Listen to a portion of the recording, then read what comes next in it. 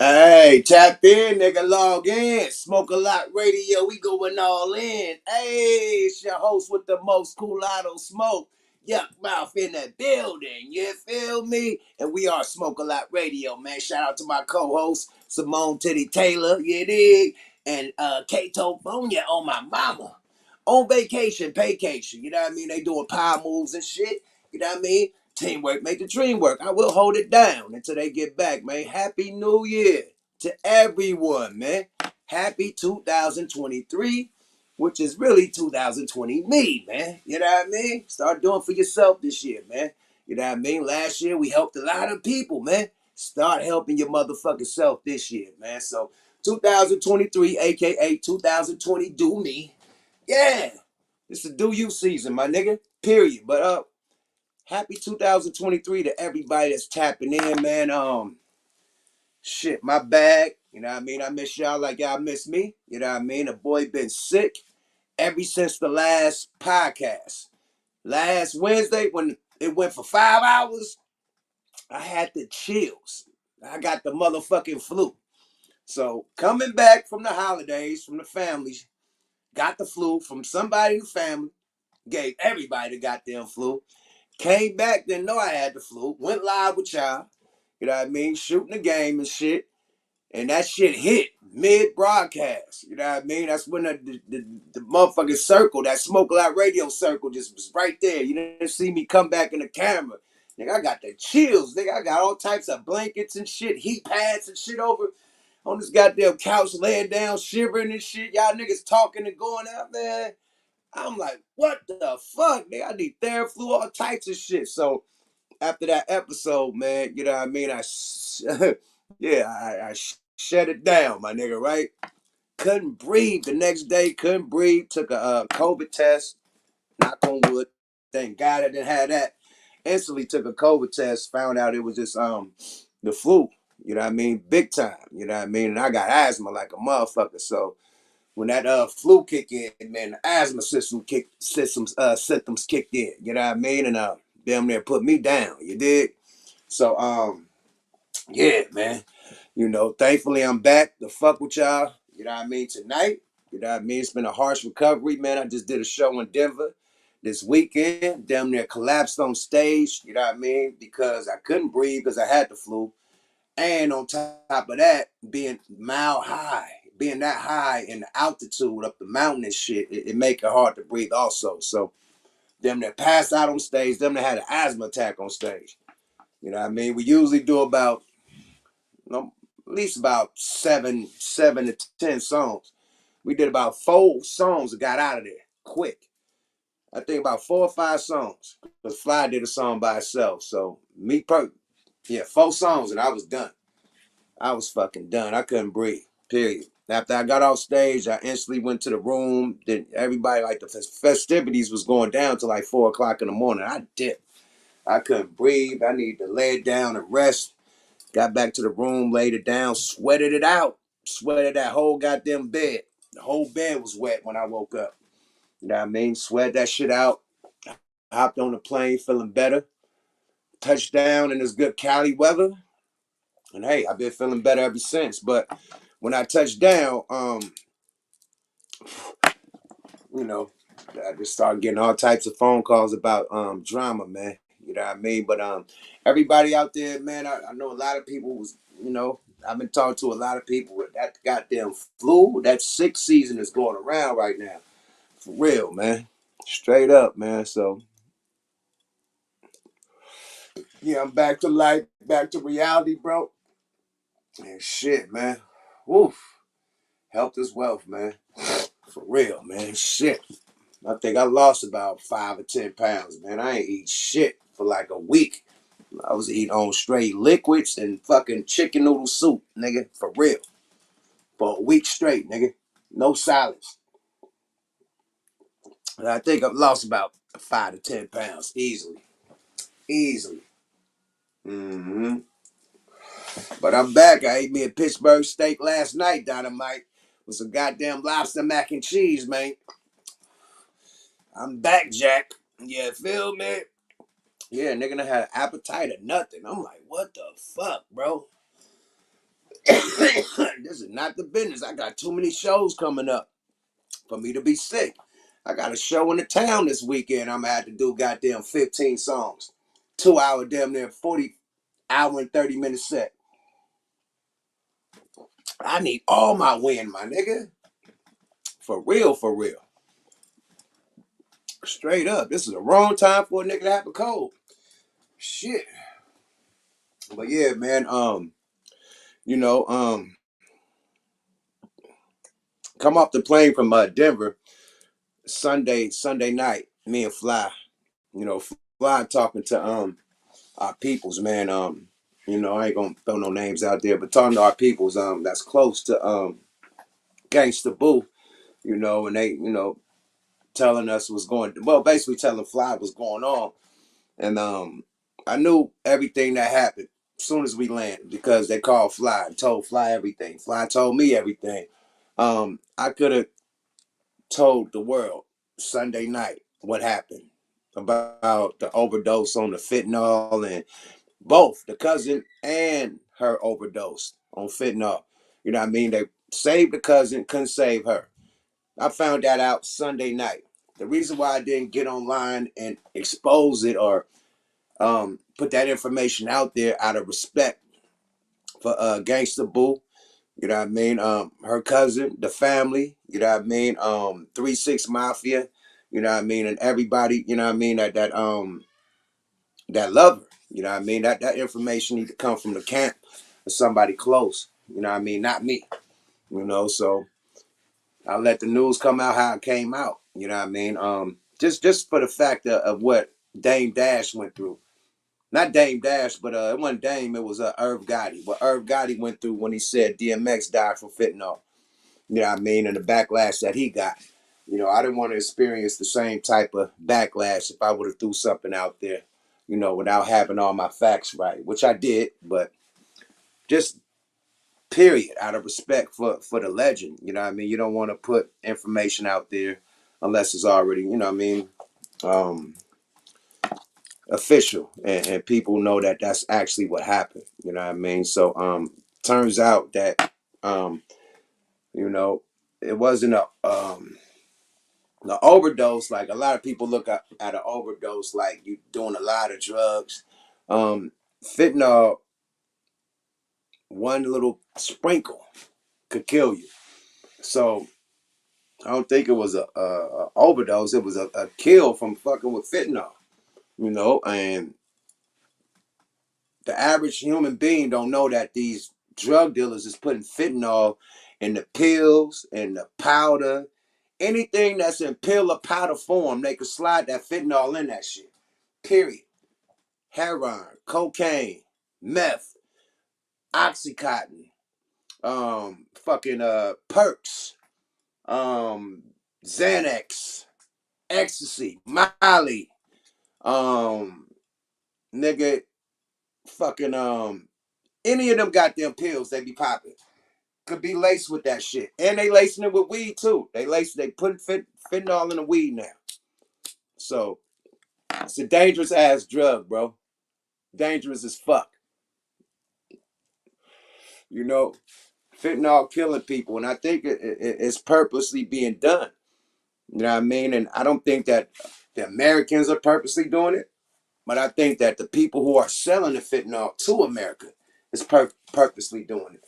You know what I mean? And you could go down that rabbit hole, you know what I mean, if you want to. But where the fentanyl is actually coming from, just like other shit supposedly came over here that damn near wiped us out. It's another phase coming from somewhere. Y'all just put y'all finger on where it's coming from. You did? And it's wiping us out. This is biological warfare at its finest, nigga. And if you niggas don't see it, if America don't see it, that we're at war, that this is World War fucking 3, that don't need motherfucking planes, helicopters, tanks, submarines. It's biochemistry, biological warfare. You don't need a fucking army. All you need is a scientist. All you need is scientists. And some way to get that shit out there. That's all you need. Put the nuclear bomb away. We can destroy a whole nation little by little. Keep on doing this. We could cripple a whole economy just by doing this. We could fuck up their whole infrastructure just by doing this. A sprinkle of this, a sprinkle of that. Whoop whoop in the air. A little bit of this in the air. A little bit of that in the air. Sprinkle of this in the dope. A sprinkle of that in the dope. And we can get rid of these motherfuckers. Quick. Without an airstrike, without a naval strike, without a ground, without parachutes, without bombs. Everybody act dumb. We don't know how that happened. We don't know how the niggas is dying in America. I don't know. I don't know how that got over there. Shit, hey. Long as it ain't happening over here, good luck. I mean, but hey, it's the fucking truth. It's the fucking truth. It's biological warfare going on against America. You know what else is going on against America? Treaties. People, the powers are teaming up and not including America. America looking so fucking weak to everybody around the world that Russia said, fuck it, we going to road, we taking Ukraine. Fuck America, they ain't doing shit. They ran from Iran. I mean, they ran from fucking Iraq, Iran, Saudi, whatever the fuck. They got up out of there. Left their tanks, their planes, everything. Left the fucking, what's the building called? What's the building called, man? That they have all the little buildings. The international, like, little army building that they have in every motherfucking country. Shit, that's ramshacked our little army building. Whatever our little base was, ramshacked that shit. Ran us up out of there, right? You know who's seen that? The world seen that. You know who's seen that? Russia seen that. The embassy. Man, they fucked the embassy up. Ran through the embassy. That embassy is theirs. Nigga. They did the embassy like the insurrectionists, nigga. You know what else they saw? January 6th. They see y'all ass running for y'all motherfucking life in y'all own motherfucking White House, going underground while citizens raided that motherfucker and had y'all running for y'all life. They saw that. You know what Russia said? America's weak. You know what China said? America's weak. You know what Africa said? Fuck America. We getting our arms from Russia and we teaming up with China, nigga. So Russia, China, and Africa is together right now, leaving America out of the fold. The first, America was involved with everything. We was the arms dealer. We was the people they depended on for their infrastructure and their money they get their loans from. Nah, not this time, buddy. Africa said, we're going with China. Fuck America. We're going with Russia. Fuck America. You know why? We look weak, nigga. Period. We look weak. We look weak, my nigga. We can't control our citizens. How can we do a war, my nigga? You were kicking people out the army, out of the service for not taking a jabby jab. You know what that did? Made a lot of people leave the service.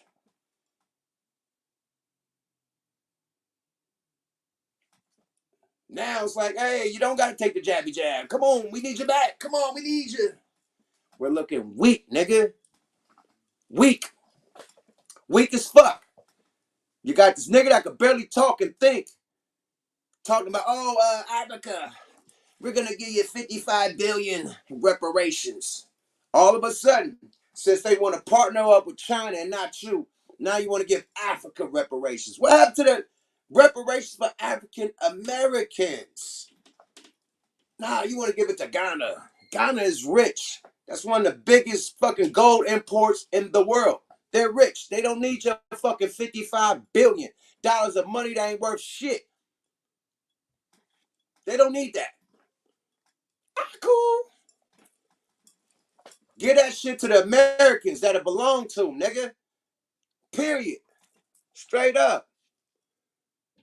He said they blurping me. Nigga, I don't give a fuck, boy. I don't give a fuck, man. My shit ain't monetized. How can they blurt me? My shit ain't monetized. I'm saying the same shit that's saying on the news. They saying all this shit on the news. This ain't like no secret society shit I'm saying. I could pull up where China and Russia is tapping in with each other on resources right now. I can pull that shit up. What are you talking about? Like, they gonna blurt me, though. They gotta blurt the news, man. Blurt CNN, blurt all them, because they all talking about it, man. Period. The fuck you talking about, man? Oh, I'm lagging? They got me lagging because I'm talking too much real shit. Okay. They said don't get anti-linked. Hey, man. I tell you this, man. Russia said, man, hey, you can have this basketball bitch. No disrespect. Give us our motherfucking arms dealer. As soon as they got that arms dealer back, you know who they got back? Africa. We supplying Africa again, man. Go back out there. He was the nigga that was out there in Africa, allegedly. You watch the movie Lord of War. That movie was made about that Russian motherfucking merchant. The Merchant of Death. That movie was made about him. You see what type of shit that they started in Africa with the, so. Yeah, man, he's back. The man is back. Mm-hmm. The boy is back, man. You know? So, yeah, bruh. They made movies about this guy. The only movie they made about Britney, Joanna Man. Fuck out of here, bro. The only movie they made about Britney Griner, Joanna Man. Nigga, they made Lord of War about this nigga that they just released, my nigga. The fuck? This nigga's the Merchant of Death. And they let Joanna Man go, my nigga. Like, what the fuck are we doing, bro? America look weak. You know, I showed you motherfuckers how the army commercial is in China, the army commercial is in Russia, and the army commercial in America. I showed y'all this. This shit look like a World War V movie. Nigga, bombs dropping, missiles, nigga, it's all types of nigga guns, nigga getting loaded, niggas hit push up, pull up, jumping over shit, hiking over, climbing, jumping out of helicopter, swimming, diving, hella shit. You go to the American Army shit, it's a cartoon of a gay couple. One went to the Army, and they got a daughter, and the daughter admires the one that went to the Army and became a captain, and it's a cartoon about a lesbian couple. One went to the Army, and they raised a daughter. That's the American fucking Army commercial. Nigga, we look weak. We look weak. We look fucking weak, bro. To the world. We look weak, my nigga.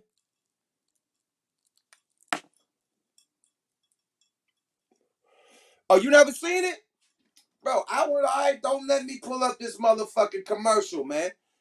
Don't make me do this all over again. Let me see. American Army commercial. Army commercial. Boom. Army commercial at Recruitment ad. So what? Mm-hmm. Watch this.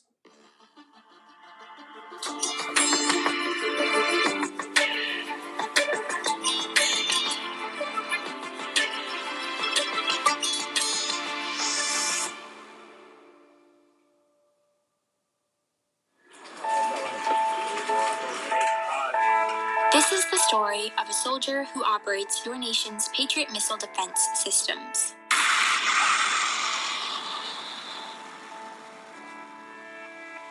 It begins in California with a little girl raised by two moms.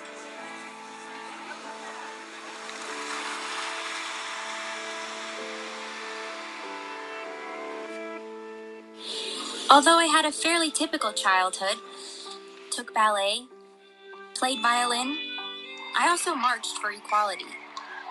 I like to think I've been defending freedom from an early age. When I was 6 years old, one of my moms had an accident that left her paralyzed. Doctors said she might never walk again. But she tapped into my family's pride to get back on her feet, eventually standing at the altar to marry my other mom. With such powerful role models, I finished high school at the top of my class, and then attended UC Davis, where I joined a sorority full of other strong women. But as graduation approached, I began feeling like I'd been handed so much in life, a sorority girl stereotype. Sure, I'd spent my life around inspiring women, but what had I really achieved on my own? One of my sorority sisters was studying abroad in Italy. Another was climbing Mount Everest. I needed my own adventures, my own challenge. And after meeting with an army recruiter, I found it. A way to prove my inner strength and maybe shatter some stereotypes along the way. I'm U.S. Army Corporal Emma Malone Lord, and I answered my calling. Are you fucking serious? Are you serious? That's the Army recruit commercial for America. You want me to show you? I done did this shit. I done did it before. You want me to show you China? Man, China goes ape shit. They shit look like nigga, they are not playing no games. You want to see China? America is weak. Bro, that's our recruit commercial. Look at China shit. 我们已经习惯打倒。我去！转运动员大会现在开始。一声道，是一句承诺。军长同志，一方前准备完毕，请指示。什么？战！一声道，是一种割舍。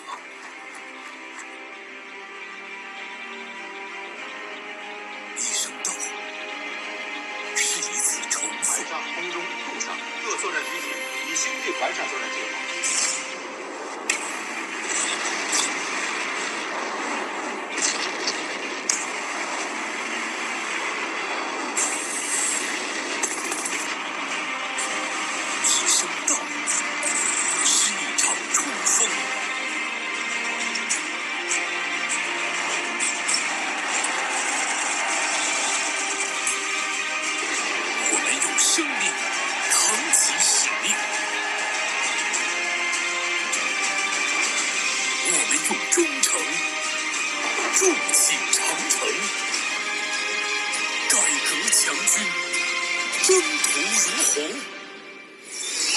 历史告诉我们，改革创新与时俱进，使人民军队不断发展的康庄大道。人民军队的力量来自改革创新，人民军队的胜利来自改革创新。中国召唤，我必到。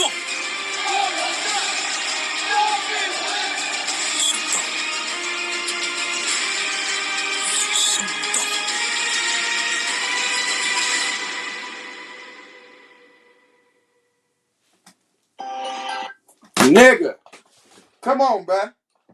How fucking weak do we look? Just from the fucking Army commercial. That shit look like a movie. Saving Private Ryan or some shit.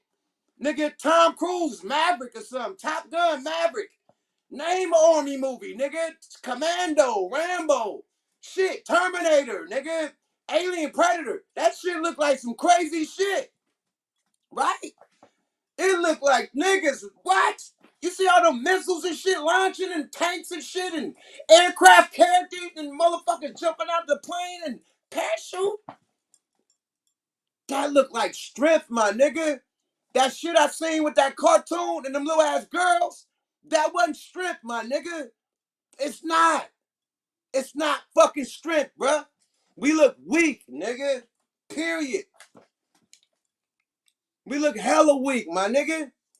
That nigga said Saving Private China. One of those, nigga. That shit look way different than what the fuck. Want me to show you Russia? I can show you Russia. America look weak. Period. Nigga said hella Jet Lees. I ain't fucking with y'all. Nigga said hella Jet Lees. Sick committee in the building, man. But I'm just saying, man. We look weak to the motherfucking world, bruh. Period. Straight up, my nigga. We look weak. And that's why the powers that be, they teaming up. Oh, y'all want me to show Russia? Hey, Russia look like even worse than that. Russia, you think Russia, nigga, you think Russia suckers? Nigga, America look like suckers. With our commercial look bullshit. Boy, the Russian army commercial, nigga.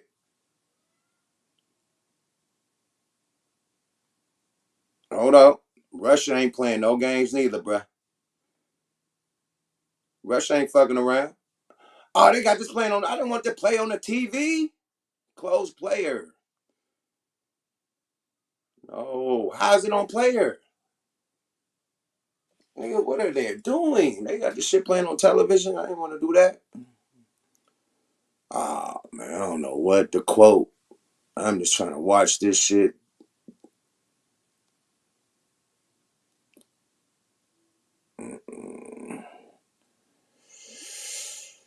Let me try my let me get my Apple phone, man, because I don't know what the fuck is up with this. Hold on. Let me get my Apple phone.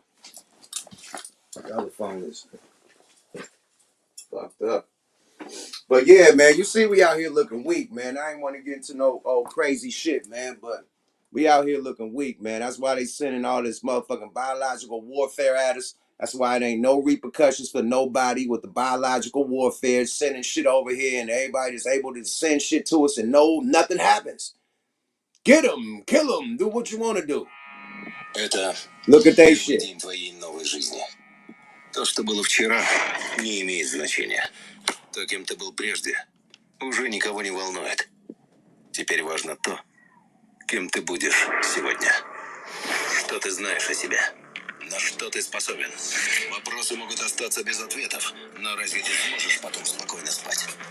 Узнать себя, познать границы своих возможностей. К черту границы. Ты готов ломать себя до изнеможения? Каждый день здесь боль закаляет. Шрамы, повседневность. Это ты решил себе что-то доказать. Командир здесь только для того, чтобы ты мог увидеть в нем врага. Потому что без врага нет боя, а без боя нет победы. Но на самом деле главный враг — это ты. Вчерашний ты. Твоя задача — выследить врага, догнать его, превзойти, стать лучше, чем он, и вернуться назад победителем. Потому что завтра первый день твоей новой жизни.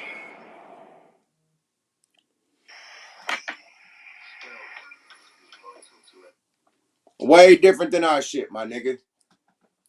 See, all this letter shit is making the U.S. soft. You know what I mean? And it's cool for people to have their own sexual preferences. That's great. Let them do what they want to do. But to let these motherfuckers run the world and everything they say and all the shit goes, it make us look weak, and it got all the nations looking at us weak than a motherfucker, bruh. Period. Straight up. That's why man, listen, man. In the Bible, for all you religious people out there, in the Bible,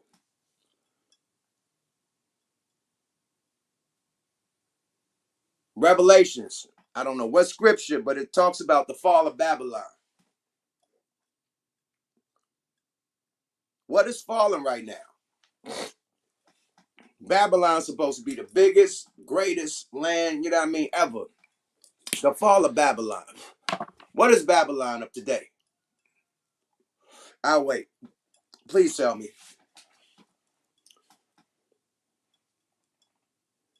Please tell me, what is Babylon today?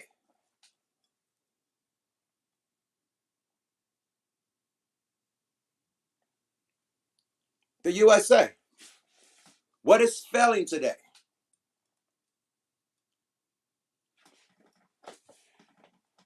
They said the merchants and everybody would stop fucking with her. You know what I mean? It'll be.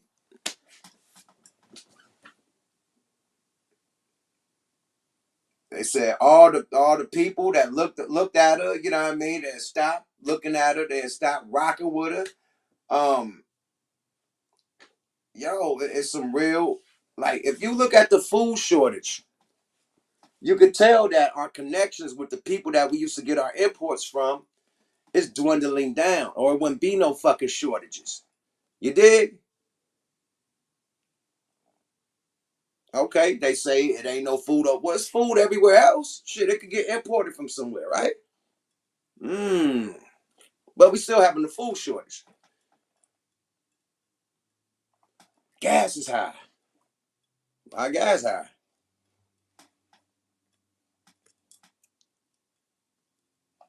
They warm with Ukraine. Don't we got other places we could get gas from, oil from? I know Dubai. I know all types of shit. Texas. I know we got a lot of oil.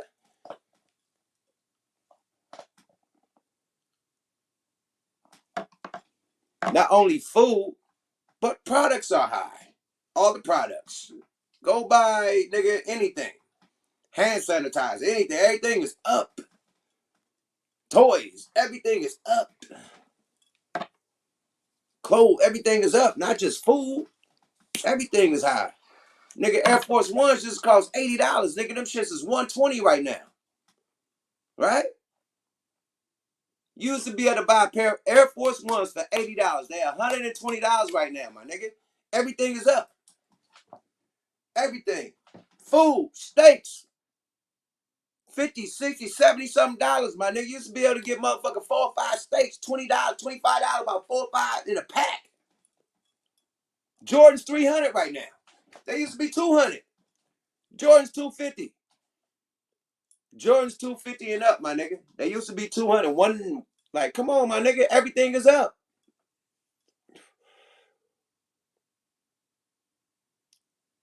Why everything is up? Because the people ain't fucking with us and they taxing us now, nigga. That's why. Nigga. We sent all our motherfucking companies overseas, nigga, and we ain't got our own factories, nigga. So they could tax us, nigga. That's why. Nigga. America being greedy, we had all the factories, nigga. They fucked up the whole motherfucking Michigan, the motor, nigga, Detroit, the Motor City, all them factories, nigga, they moved them shits overseas.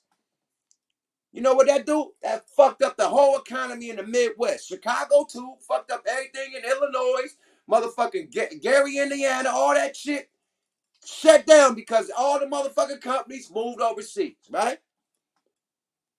Now what? All them overseas nigga is taxing your ass. But you went over there to get it for be cheap. You went there to be cheap. You know?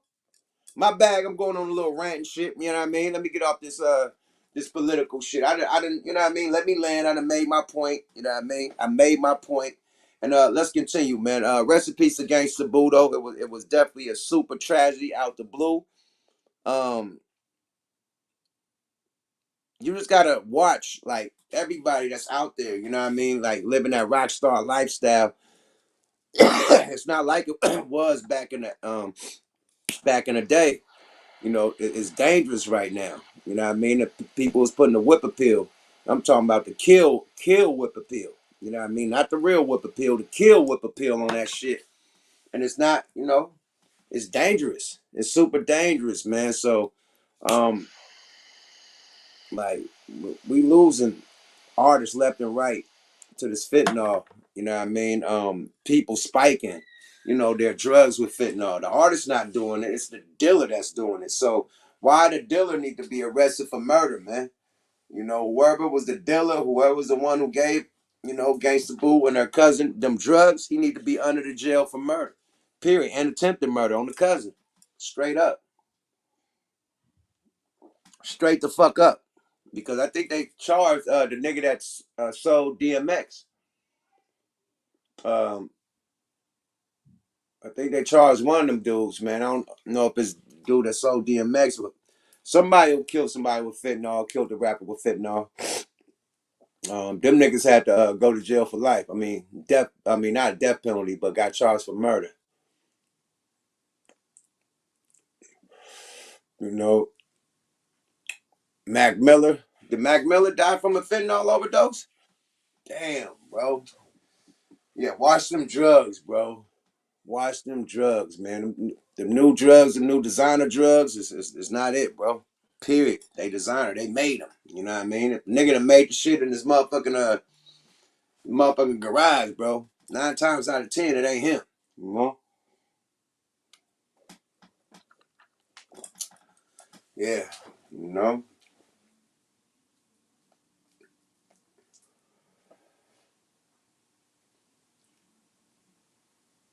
They said after that Donald Trump song, I don't know, man. Oh yeah, Aaron Carter. Aaron Carter. See, I think Aaron Carter was purposely, you know what I mean?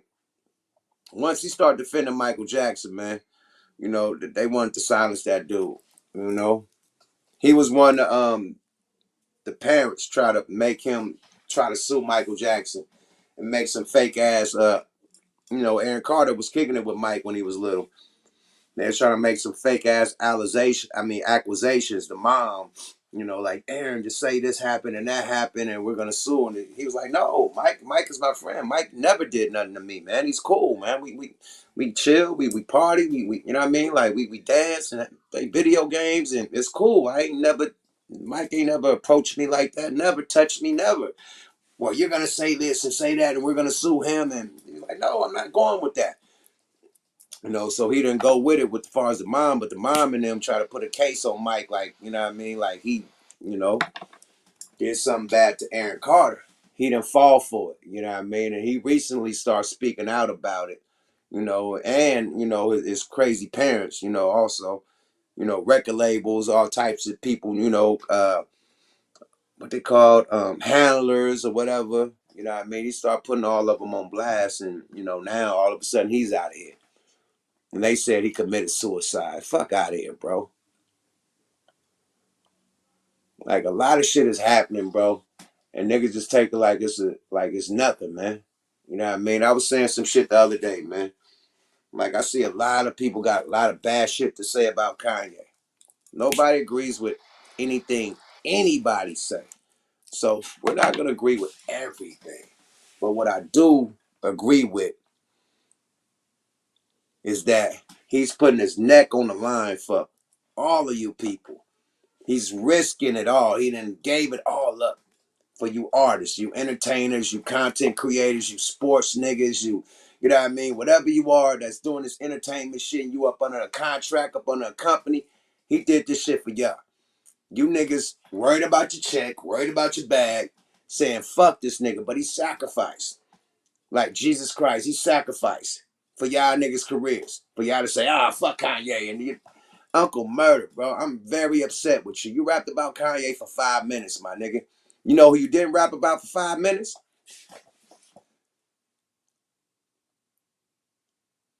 The record labels. That's fucking you over, my nigga. Why have that much anger towards a nigga that said, hey, the record labels are fucking us over? He said some dumbass shit. Blah, blah, blah, blah. That nigga was fucking the comedian was fucking your girl. Like, come on, bruh. See, niggas need to worry about who they fucking, right? Worry about who you fucking. Speaking on the next nigga swipe ain't, that alone is funny to me. How you speaking on who fucking who? And who cares? But the nigga that's going through it. You not like, what are you doing in that situation to make you feel so personal about it and rap 5 minutes about it? Like, come on, bruh. Come on, bruh. That's another black man, my nigga. See, the thing is, it's all fun and games until something happened, right? I don't fuck with you fake industry niggas. You know why? Because you niggas let our motherfucking top dogs that risked everything for your dumb ass, you let the motherfuckers get killed and didn't do shit. You didn't do shit. Mike risked his fucking life and his career for you niggas. He died warning you niggas. And ruling and doing everything you're supposed to do in the game. Let you niggas know this is an evil motherfucking game. Own your masters. Don't trust these record labels. Fuck Sony. Fuck this. Fuck that. Fuck what. Yada, yada, yada, yada. He's out of here. Y'all didn't do nothing. The African little doctor nigga just rolled off into the sunset. Y'all didn't do nothing. Kill Prince. Prince like, own your masters. These record labels got us as fucking slaves. I got slave on my face. They won't even let me have my name, nigga. Sacrifice yourself for you. What y'all do? Nothing. Don't do shit. Still go sign to the same record labels that allegedly, hey, had it bad for him. Getting his business right. Right? Martin Luther King died. Y'all don't do shit. Malcolm X died. Still ain't did shit. That's why they could kill niggas off, because y'all don't do shit. Y'all put up a motherfucking sign. You know what they do? Man, I'm going to tell you why the JDL started. The Jewish Defamation League. Why that started, right? I mean, the ADL. The Anti-Defamation League. I'm going to tell y'all why that started. A Jewish man, allegedly, back in the day, owned some type of building or whatever, some type of shop, some type of company, allegedly raped a young lady and killed her. The crime was blamed on the black man, but it couldn't be proven. But it was proven that the Jewish guy allegedly did it. So he was arrested for it, right? He was supposed to get the death penalty. Somehow, the lawyers fought to where he couldn't get the death penalty. You know what the people did? The citizens that wanted him to have the death penalty, they broke that man out of jail, and you know what they did. I ain't even gotta say what they did, but you know the rest. They broke him out of jail, and they basically gave him the death penalty.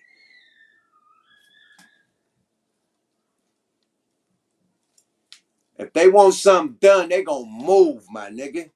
They're not gonna protest. They'll break a motherfucker out of jail just to knock him off. That's how they move. The fuck how we move. And I ain't saying that's right. That's wrong than a motherfucker. But I'm saying that, nigga, if you gonna move, you gonna move. We ain't moving shit, bruh. We do more smoking weed and more talking shit than anything, bruh. And we hate each other. So we ain't gonna never come about this motherfucking hole that we in, bruh. Period. Niggas like Nipsey Hussle, they assassinated that dude. That wasn't no little nigga that just popped up at the parking lot. That nigga was sent there. He was paid. He said he was paid. And all that shit. Y'all forgetting that he said he was paid $75,000 to do that. Nigga, that was a hit, man. Nip was doing way too much positive shit for the black community and winning. Restaurants. Nigga, Vector 8. Nigga, fucking STEM classes for students to learn how to do computer programming and shit. Preparing to take over Silicon Valley. The youngsters. Nigga that partnered up with the biggest black real estate company in America. Partners with them. This man was doing incredible shit that they didn't want the independent artists to know he could do. They didn't want the black community to be able to get STEM programs and shit and free classes and be taught how to. Nah, we want you under this elementary, this fake ass high school, this junior high school, whatever the fuck program we got you under. That will only allow you to have enough education to work at McDonald's. That's what we want you to be. Workers and servants. We don't want you to be bosses. Period. Nigga. That was a hit, man. That was a motherfucking hit, bro. They got rid of that man, man. That man was too fucking powerful and too young, too powerful. From Africa, with connections from Africa. Come on, man. Way too connected. Way too smart. Way too smart, my nigga. They killed that man. Period. I don't give a fuck. Nip was way too smart. I just watched the. If y'all got time, man, it's like a 5 or 6 part documentary series on YouTube called The Assassination of Nipsey Hussle, man. And it goes down from this man from having a jerry curl like Easy-E to up to him before to present day to him passing away. I mean, getting assassinated. And you heard what his mother said. His mother said the assassination of my son. She didn't say the death of my son, the murder. She said the assassination. The mother said that, nigga. Now, if you watch that documentary, you see the police had it out from them niggas since day one. Since Sloss and Tees, the police was fucking with them. Since day one, nigga.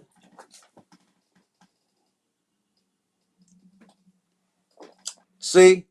They want to put it on some, oh, he was a gangbanger and this guy was a gangbanger and he was a rapper and he disrespected. Nah, that's bullshit. They sent that dusty ass nigga and they gave that dusty nigga 75 bands. That's why that nigga was in Vegas the next night, hope the nigga prep, all that. How? Had the biggest lawyer. The nigga that was the DA against OJ. He was on that team. This is your lawyer. How you get him? Y'all not adding this shit up. How this nigga get the defense team for OJ as his lawyer? This nigga couldn't afford a goddamn fat burger. Whatever the fucking burger was, the fries he had got from the... How the fuck he afford this lawyer? And all these flights and hotels of Vegas and shit. And come on. Come on, bruh. Why is fucking... Man, listen, man. I'm gonna tell you this, man. Don't be surprised if he get knocked off in jail before the trial even end, my nigga. That's why the trial keep getting pushed back, my nigga. Allegedly. If he get knocked off in jail before the trial continue, I wouldn't be surprised, my nigga. I wouldn't be surprised, bro. I wouldn't. I wouldn't. They got rid of that man. Period. When niggas get too smart for the system, nigga, that's when they start doing all types of bananas in the fucking tailpipe, bruh. Period. Straight up, my nigga. They want to keep the system how it is, nigga. They don't want niggas to smarten up, nigga. You the talent, bruh. If you got backing and money behind you, you don't need these niggas. And Nip had too much of that, man. Period. He didn't need them. He didn't need Atlantic. None of that shit. Period. Young Dolph. Come on, man. I don't know, man. All the motherfuckers that figure it out, all of a sudden just, they out of here.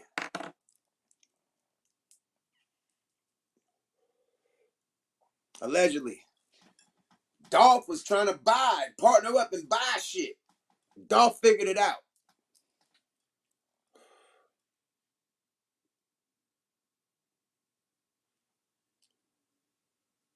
Bro, every time a nigga figure it out, Mike was the best to do it. Michael Jackson, he figured it out the best. He fucked them. That nigga won the whole Monopoly game. Ran the whole board. Nigga, Boardwalk, Broadway, nigga, Park Place, Boardwalk. Nigga, she ran that whole shit. Ran the bank. I own half a Sony company. I own half a Sony publishing. I own this, that, and the third. I did what they didn't want me to do. Tommy Lasorda is the devil. This, that, and the third. Mike said that.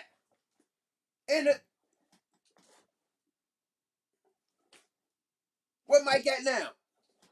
Fuck out of here, bro. Y'all letting these niggas kill off our motherfucking dudes that figure it out, man. Y'all go on like a motherfucker ain't nothing happened, bro. And they knocking us down every time we get smart and get too much money on their ass. That's why these other big niggas stay in place. That's why Oprah stay in place. That's why the Jays and the LeBrons and all them niggas keep their mouth shut. Because they know what the fuck could go down. if they get too smart. Period. And I don't blame them. Nigga, I don't want no death wish, you know? Unless we all gonna ride for this shit. I'm not gonna be the only nigga on the mountain like Kanye. Cause y'all just left Kanye on the mountain by himself. Y'all supposed to gather up behind that nigga like Black Lives Matter. Gather. All you entertainer niggas, he's speaking up for you. You in a 360 deal with a label taking your publishing, your royalties, nigga, your fucking merch money, your show money, nigga, your social media money, nigga, endorsements, nigga, sponsorships, partnerships, nigga, whatever you got, movie money, agency money, nigga, your SAG money, they get a cut. And you over here laughing at Kanye? And he talking about this shit and he going bad on this shit? You niggas acting like it's cool, but you in a fucking 360? Are you serious? Fuck out of here, bruh. Oh, Kanye, he's crazy. He crazy. Nah, because he crazy because, nigga, he's speaking on the real shit and going against the grain because I got money, nigga. I don't need you niggas. I got 400 million. I don't need no record label, nigga. They started the record label with less. I got 400 M&Ms. I got 400 M&Ms, nigga. The record label that I signed to started with less. Fuck them. Fuck you talking about, man? We don't need them, man. For real, man.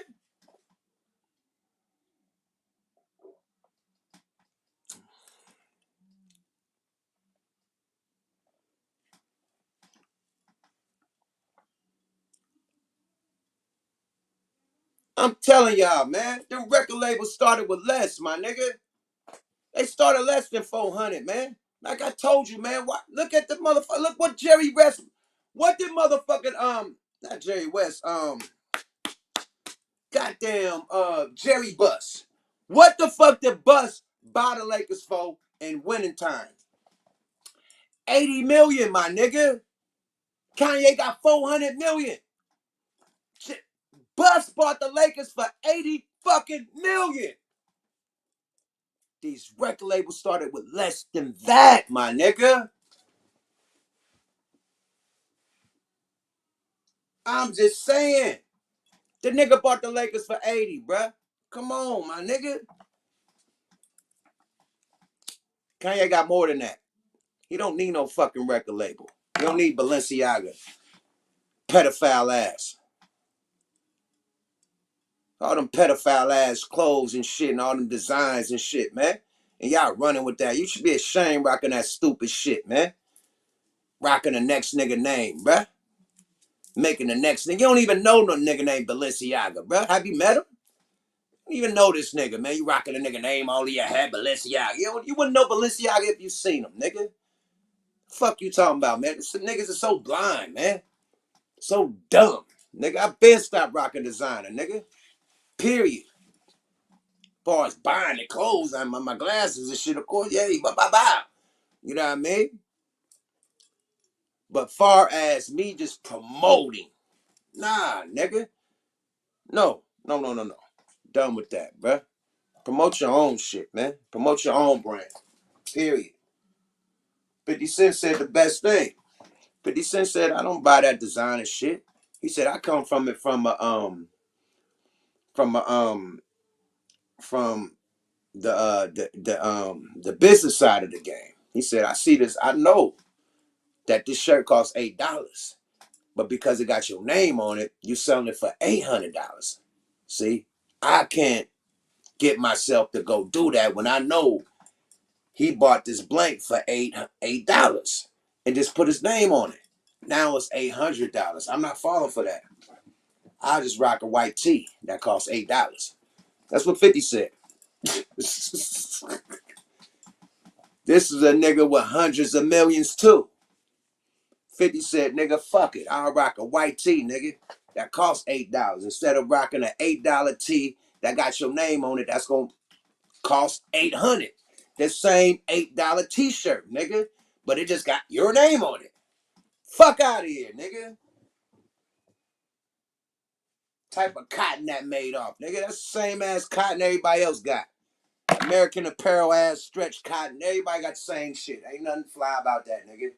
Ain't nothing super, nigga. You got the same t-shirt everybody else got, nigga. Period.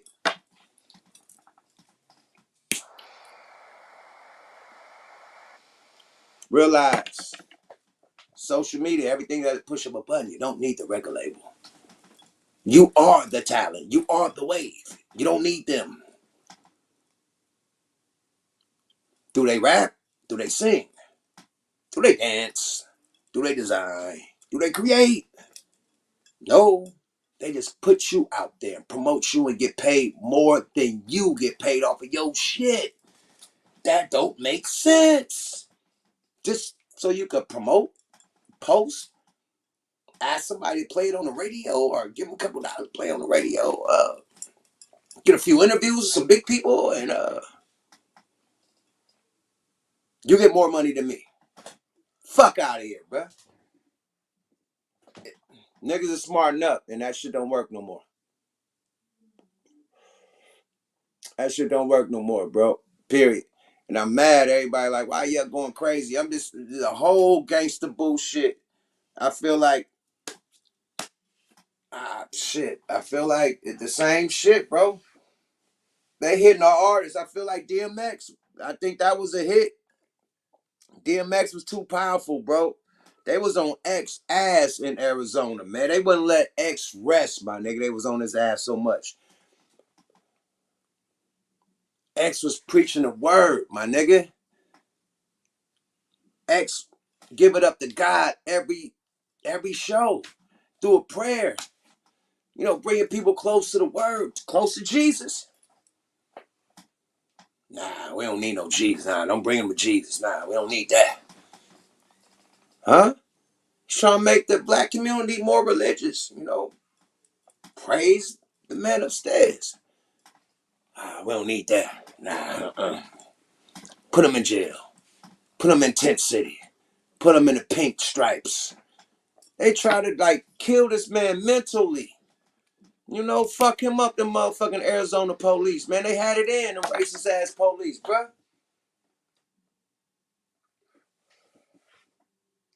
That man had a message along with, you know, him talking about his history. But along with the history, he had a message, my nigga. And a message to go fuck with God, man. To go repent. No matter all the, he done been through the worst shit. He done did the worst shit.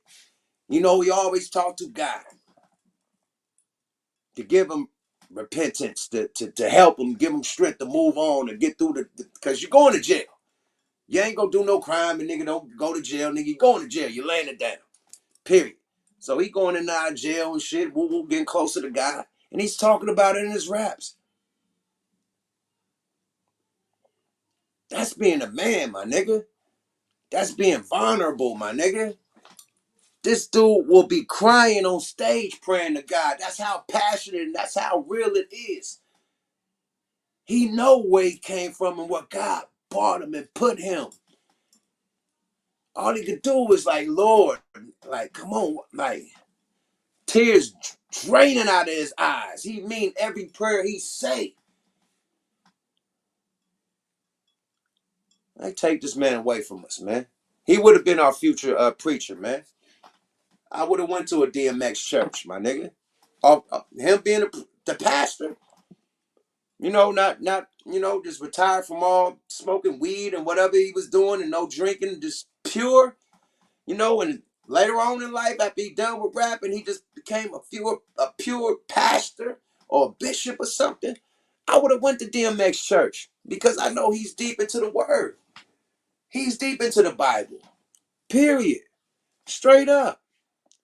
I would have went to X church. Definitely. Off top. You know? But my bad for turning this into, you know, some just wild rant, man. I'm just tired of our hip hop legends just dying, man. Like Gangsta Boo, like goddamn, she just did the dope ass motherfucking the verses, you know what I mean? The Bone Thugs verse 3-6 Mafia was a classic, you know, even though it was a little scrimmage, you know what I mean? A little kerfuffle. It wasn't even no crazy shit, but a little woo-wah, a little tension. You know what I mean? But you know that happens when crews have real beef. You know what I mean? Like, them were two crews that really had beef, that really don't fuck with each other. Like, a lot of people they bring up there, you know, they really don't have no beef with each other. They just competing musically. Now, these guys are competing musically and they got beef. You know, the only people that they did like that was Jeezy and Gucci Man, who really had beef, and they competing to see who got the best music on the verses. So that was shaky. That was one of the most tense verses. Jeezy verse, you know what I mean, Gucci Man. And then you get 3 6 Mafia versus Bone Thugs, history of beefing. Same shit. Except it almost went there. You dig? On this one. You know what I mean?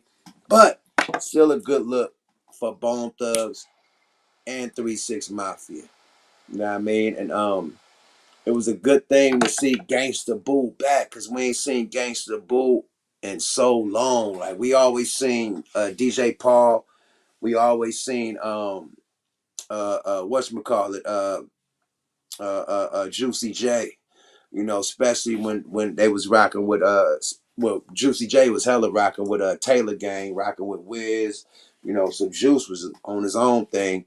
DJ Paul was doing his thing, so we always seen them too, and we was like wondering where the rest of, you know, 3 6 Mafia was at, like Crunchy Black, Lord Infamous, you know, rest in peace. You know, just the rest of the squad, you know, and you know, obviously Gangsta Boo. She was a female to click, you know. So, hey man, legendary. She gonna be very missed. You know what I mean? Legendary lyricist, man. All the females out there should definitely pay salute and pay homage to her. Between her, Lil Kim, Foxy Brown. You know what I mean? I think Kim and Foxy put on for the coast, but when it came to female lyricism down south, Gangsta Boo was one of the pioneers, and the Midwest. You know what I mean? One of the pioneers, because they was considering, you know, their type of music, Midwest type of music, far as, you know, the how they chopping it. You know what I mean? Spitting fast. You know what I mean? That type of style went from down south in Memphis all the way up to, you know, Chicago and, you know, other, you know what I mean, you know, Cleveland and all types of other places and shit. You know what I mean? So with that being said, you know, they legendaries and they trendsetters, and they started this shit. You know what I mean? So we lost a legend, bro. We lost a fucking legend, man. So that's why I was so passionate. My bag. I went on a whole spiel about America, about my bag, man. Just emotional time, man. You know, I'm just tired of these rappers, you know, getting assassinated, man. I don't think people are dying. I think people are getting assassinated, man. You know? And it's sad, man. It's fucking sad, bro.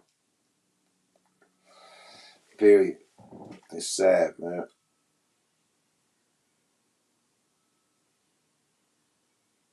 Facts, man. Half of the members are gone, bro. Period, man. You know? Boosie said niggas better off smoking crack. Boy, they putting fentanyl in anything, man. Crack got fentanyl in it, man. Heroin got fentanyl in it, my nigga. Like, you can't escape it if you dealing with any drugs that need mixtures of shit to beat. Weed got fentanyl in it. They putting fentanyl in weed right now, my nigga. You can't escape it. You better know your grower, my nigga. Or you might be shit. Good luck.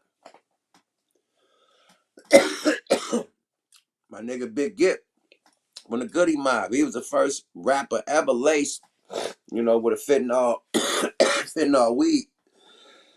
And he damn near got killed. You know, he recovered and put it on the internet like, yo, they hit me with some fucking weed with fentanyl in it, man. They putting it in the weed. So, yeah, they putting this shit in anything, man. They trying to get rid of the niggas, bro. You know, and look, you see, Goody Mob, very conscious, you know, boom. See? So, I don't know, bro.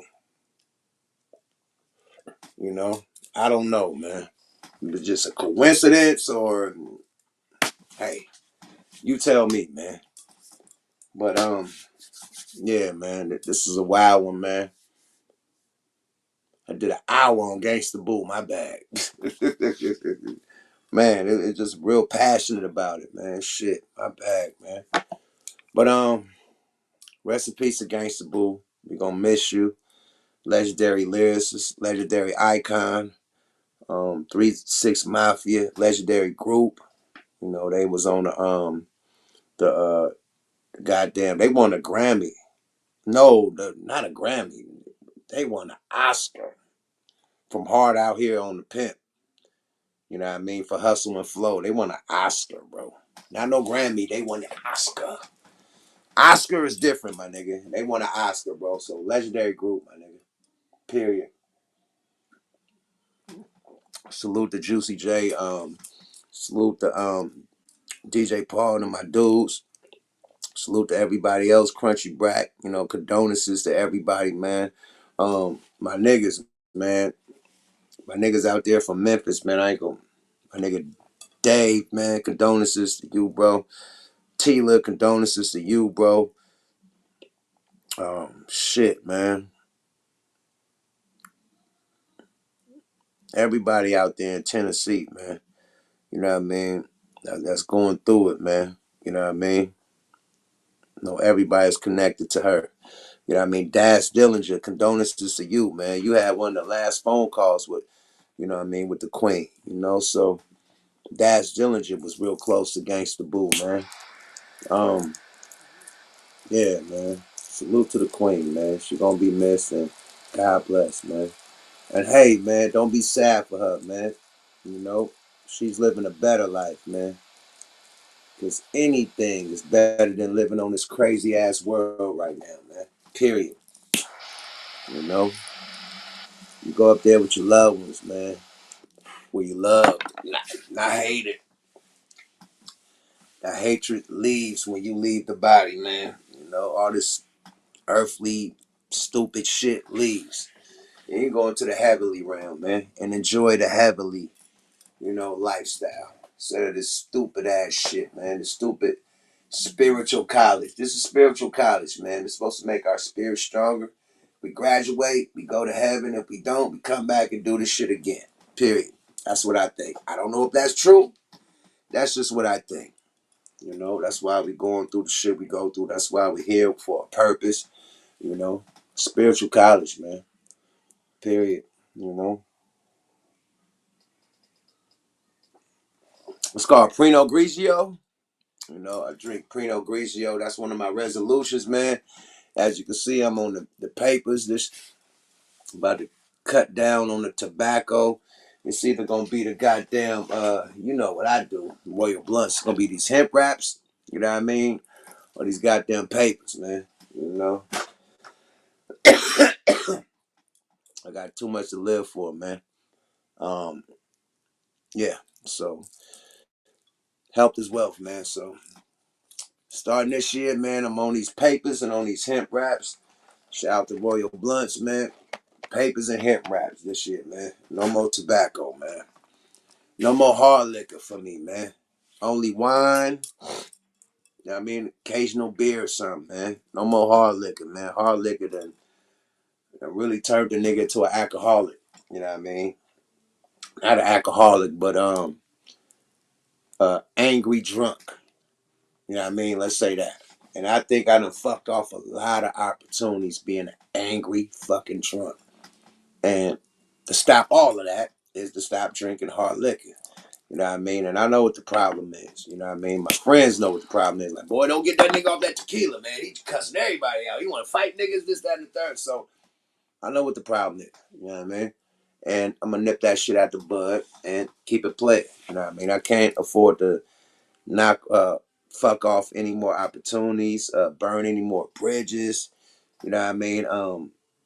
Go bad on my friends when I don't, you know what I mean? When I don't need to or don't have to. Go bad on shit, family members, my wife, nigga, friends, everybody. Like that liquor, I get going crazy on everybody, bro. So it's not good for you also. You know what I mean? So liver could fuck up your liver, everything, man, kidney, all that. So yeah, man, you know, Jesus juice, man. Nothing but the wine, man. Wine and papers for the player, man. You know, gotta be example. Gotta live life, man. Gotta live longer. So yeah, but you gotta recognize your own faults. You know what I mean? I know that's a weakness, and one of my biggest faults that I had was that hard liquor. You know, I done fucked off big plays and big opportunities because of a liquor rant. You know what I mean? Shout out to Be Real and Be Real TV for the opportunity that we had over there, but I completely got us dropped from that situation by being too drunk on air and just airing out personal issues instead of, you know what I mean, wait till the show was over, pulling, you know what I mean, B or the staff to the side and just chopping it up on some personal business partner type of, you know, get down. I was live on the air and talking about business problems, going crazy on the business problems. And that was unprofessional, and we end up not being there no more. But that was because of a drunk rant. You know what I mean? Even flashed on digital soapbox. You know what I mean? But shout out to the homie Norman Steele on one of them nights, man. We over here at the Snoop Dogg, Snoop Dogg compound, over drunk, drinking on the Snoop Dogg wine, tequila and wine at the same time. I think Snoop premiered the fucking wine. He had this red wine and he had the bottle, and you put your phone on the bottle and nigga say, "Hey, what up, cuz?" or some shit. The bottle move. The label moves and shit when you put your phone on it. Anyway, so he passing that shit out to everybody. So everybody drinking that. We already came with our own bottle of tequila. So I'm up. I'm drinking. And I get on the phone with my nigga Gomac. And whatchamacallit calls right when I'm on the phone with Go, and I just put him through. Like, man, fuck it, man, put Steel through. And I just flashed on Steel with Gomac on the phone. Like, that was unprofessional. Like, anything that me and Steel got far as business partners, another nigga shouldn't have been on the phone with that. Right? That was the first fuck up. And the second fuck up is me drunk on the set. Snoop and them is filming a fucking video. I'm yelling at in this nigga compound about personal shit between me and Norman Steele that's going down with the podcast and digital soapbox and what I'm yelling, screaming, and everybody like, hey, shh, and all this shit. They filming a real live video, and I'm screaming like a motherfucker drunk as shit. You know what I mean? And salute to Norm. You know, Norm understood that, you know, it was an emotional drunk rant, and he kept fucking with me. You know, I salute him for that. Be Real kept fucking with me. Be Real, even after we stopped going over there, you know what I mean, as far as Smoke a Lot Radio, he brought me back through to do a couple more interviews and shit. So, you know, no hard feelings, you know what I mean? It's still cool, but I got to take responsibility for what I've done. You know what I mean? And that was them drunk rants, you know what I mean? Flashing on people for no reason. So, to nip that shit in the bud, man, just fuck the hard liquor, man. That shit been fucking off a lot of opportunities for me and my squad. You know, making a lot of my people feel some type of way. So I'm a cool dude. I ain't no nigga like that. You did. So yeah, man. Gooch the Great, man. Happy holidays, my nigga. You feel me? Yeah. Yeah, that drink does that, my nigga. For real, for real, for real. You know? But yeah, enough about me. That's my New Year's resolutions. I hope y'all follow y'all. You know what I mean? Let's get the rest in peace, Gangsta Boo. Let's get to Skip Bayless. Skip Bayless, shut your bitch ass up. You see the stupid ass shit that he said? Now, me and my nigga P, we watching the game last night. We watching the game last night. It's only the first quarter. Well, I think we didn't even see the hit. We chopping it up and shit. We going from the Laker game to this game. So boom, we flash into the Laker game. You know what I mean? They running their plays. It's the first shit. It's the first quarter. We like, okay, it's going down. So we run into the Lakers and watch the end of that shit. We flip it back. It's the fucking ambulance on the motherfucking field. And it's everybody's crying and shit. We like, what's going on? And they say, bro, what's his name, man?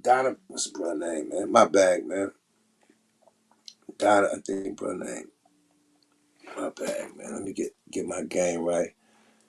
But the dude made a tackle and passed out on the field. Say, cause somebody, Damar made a tackle and passed out on the field. We had missed that. Me and P had missed that. We was watching the Laker game, but when we turned it back, we seen that the dude was taken away in the ambulance. So we was like, "Yo, what happened?"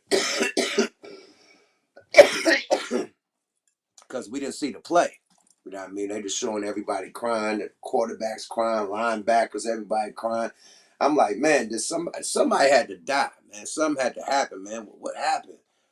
So they break down what happened and whatnot, and the game is suspended. You know what I mean? Because dude got rolled off in the ambulance and whatnot. So the game is suspended.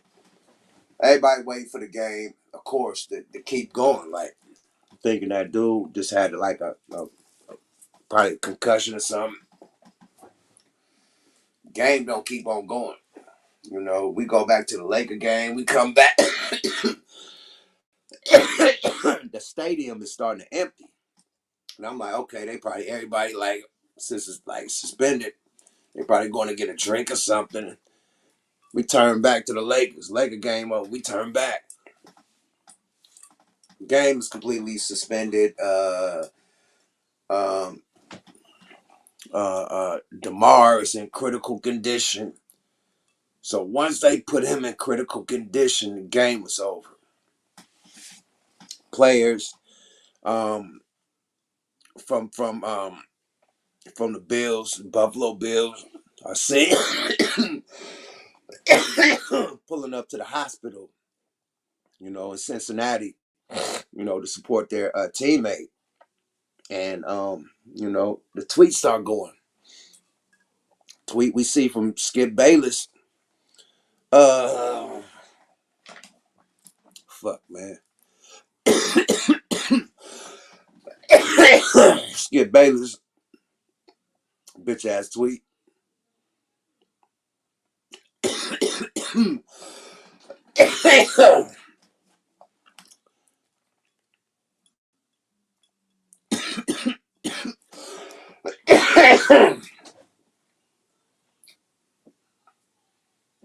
Excuse me. Let me play you his response. Because his tweet is in his response. So that'll probably get straight to the point. My bad with this coughing shit too, y'all. Still getting over the flu. Bear with me. Where is this nigga apology? Yeah.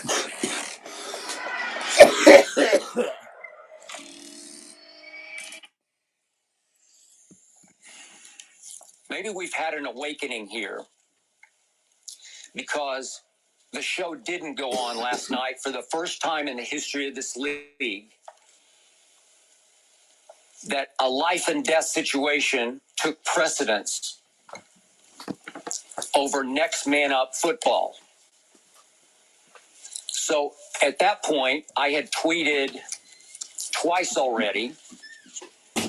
My first tweet ended with that I just said a prayer for Damar and his family. My second tweet was about so many horrific injuries, but this is very different in all caps. And then came my third tweet, which I believe was widely misconstrued, misinterpreted. I don't follow what's happening on Twitter. I just tweet. But my boss here at Fox called and said, hey, people are really reacting strongly to your tweet. Maybe you should clarify, which I immediately did.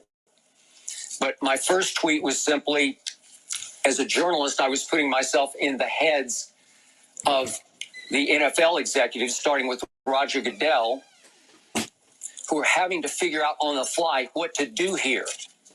And I stated the glaringly obvious, which is that no doubt the NFL is considering postponing the rest of the game. This is right in the middle of the vortex of this situation. when it was unclear what they were going to do with the game. But I made the point that this late in the season, that with a game of this magnitude, it's very difficult to postpone it. Yet the end of my tweet was, all of which suddenly seems so irrelevant. For the first time in the history of the NFL, my point was, it was all rendered irrelevant by what was happening on the football field in front of all those football players, those gladiators, those warriors. They were shaken to their foundations. So I immediately didn't retweet, I just clarified. And I'll state it again. Nothing is more important than that young man's health. That was the point of my last tweet. I'm sorry if that was misunderstood, but his health is all that matters. Again, everything else is irrelevant. I prayed for him, and I will continue to pray for him. That's what I tweeted at the end of the night. I did pray for Damar and his family. Soon after it happened, and again before I went to sleep last night, and I didn't sleep much, knowing that we did have a show that we might or might not do. So now, fair use. the NFL has done exactly the right thing. They have postponed. I have no idea how they're going to make this game up, and I don't care. All that matters now is that that young man who had his NFL life before him remains in critical condition in a Cincinnati hospital. All that matters. Way to go, NFL. Finally, we were all able to rise above the game of football and how important it is in many of our lives and say, no, this is all that matters. You hear that stupid ass shit? You fucking bitch ass nigga, man. You hear him? All that matters is that he is on life support. He is in critical condition still. And like, you hear this shit? He still can't come to grips to say, fuck the game. Cancel the shit. He just said, I don't know how they're gonna replace this game, but still he remains in critical condition at a Cincinnati hospital, and that all that matters. Even though people who really love the game, like myself, who really, really feel passionate, still we have to deal with this. Like, nigga, why are you even saying some shit like that about how passionate niggas is about games, how they feel about the game? Who give a fuck? Who give a fuck how they gonna reschedule the game? Who give a fuck? Shut your bitch ass up, Skip. Come on, man. This nigga, that was the wackest ass apology in motherfucking life. I can't even continue to hear that shit, man. Fuck this nigga, man. That was some complete bullshit. Talk about we didn't understand what we said exactly. You just said the shit again. In so many words. Even though he's remaining in critical condition, we don't know how they're going to reschedule this game. Why are you even thinking about that? When this man is fucking battling for his life in the hospital, you dumbass. What the fuck? Oh, so many people are passionate about the game, and we don't know. Man, fuck they passion. This man is passionate about his motherfucking life that he's trying to hold on to. In the hospital with a tube down his motherfucking neck. And you talking about how they gonna schedule a game? Fuck you, man. Man, shut that nigga up, man. Look, I'm about to put the link up, man, because I'm about to run out of breath yelling at this shit, man. This is my first day being able to breathe and shit. I'm still under the weather, my nigga. But fuck that nigga, man. Shannon Sharp should have checked the shit out that nigga. He was as silent as a motherfucking church mouse, man. I'm tired of this shit, man. Somebody tap in, man. Yeah.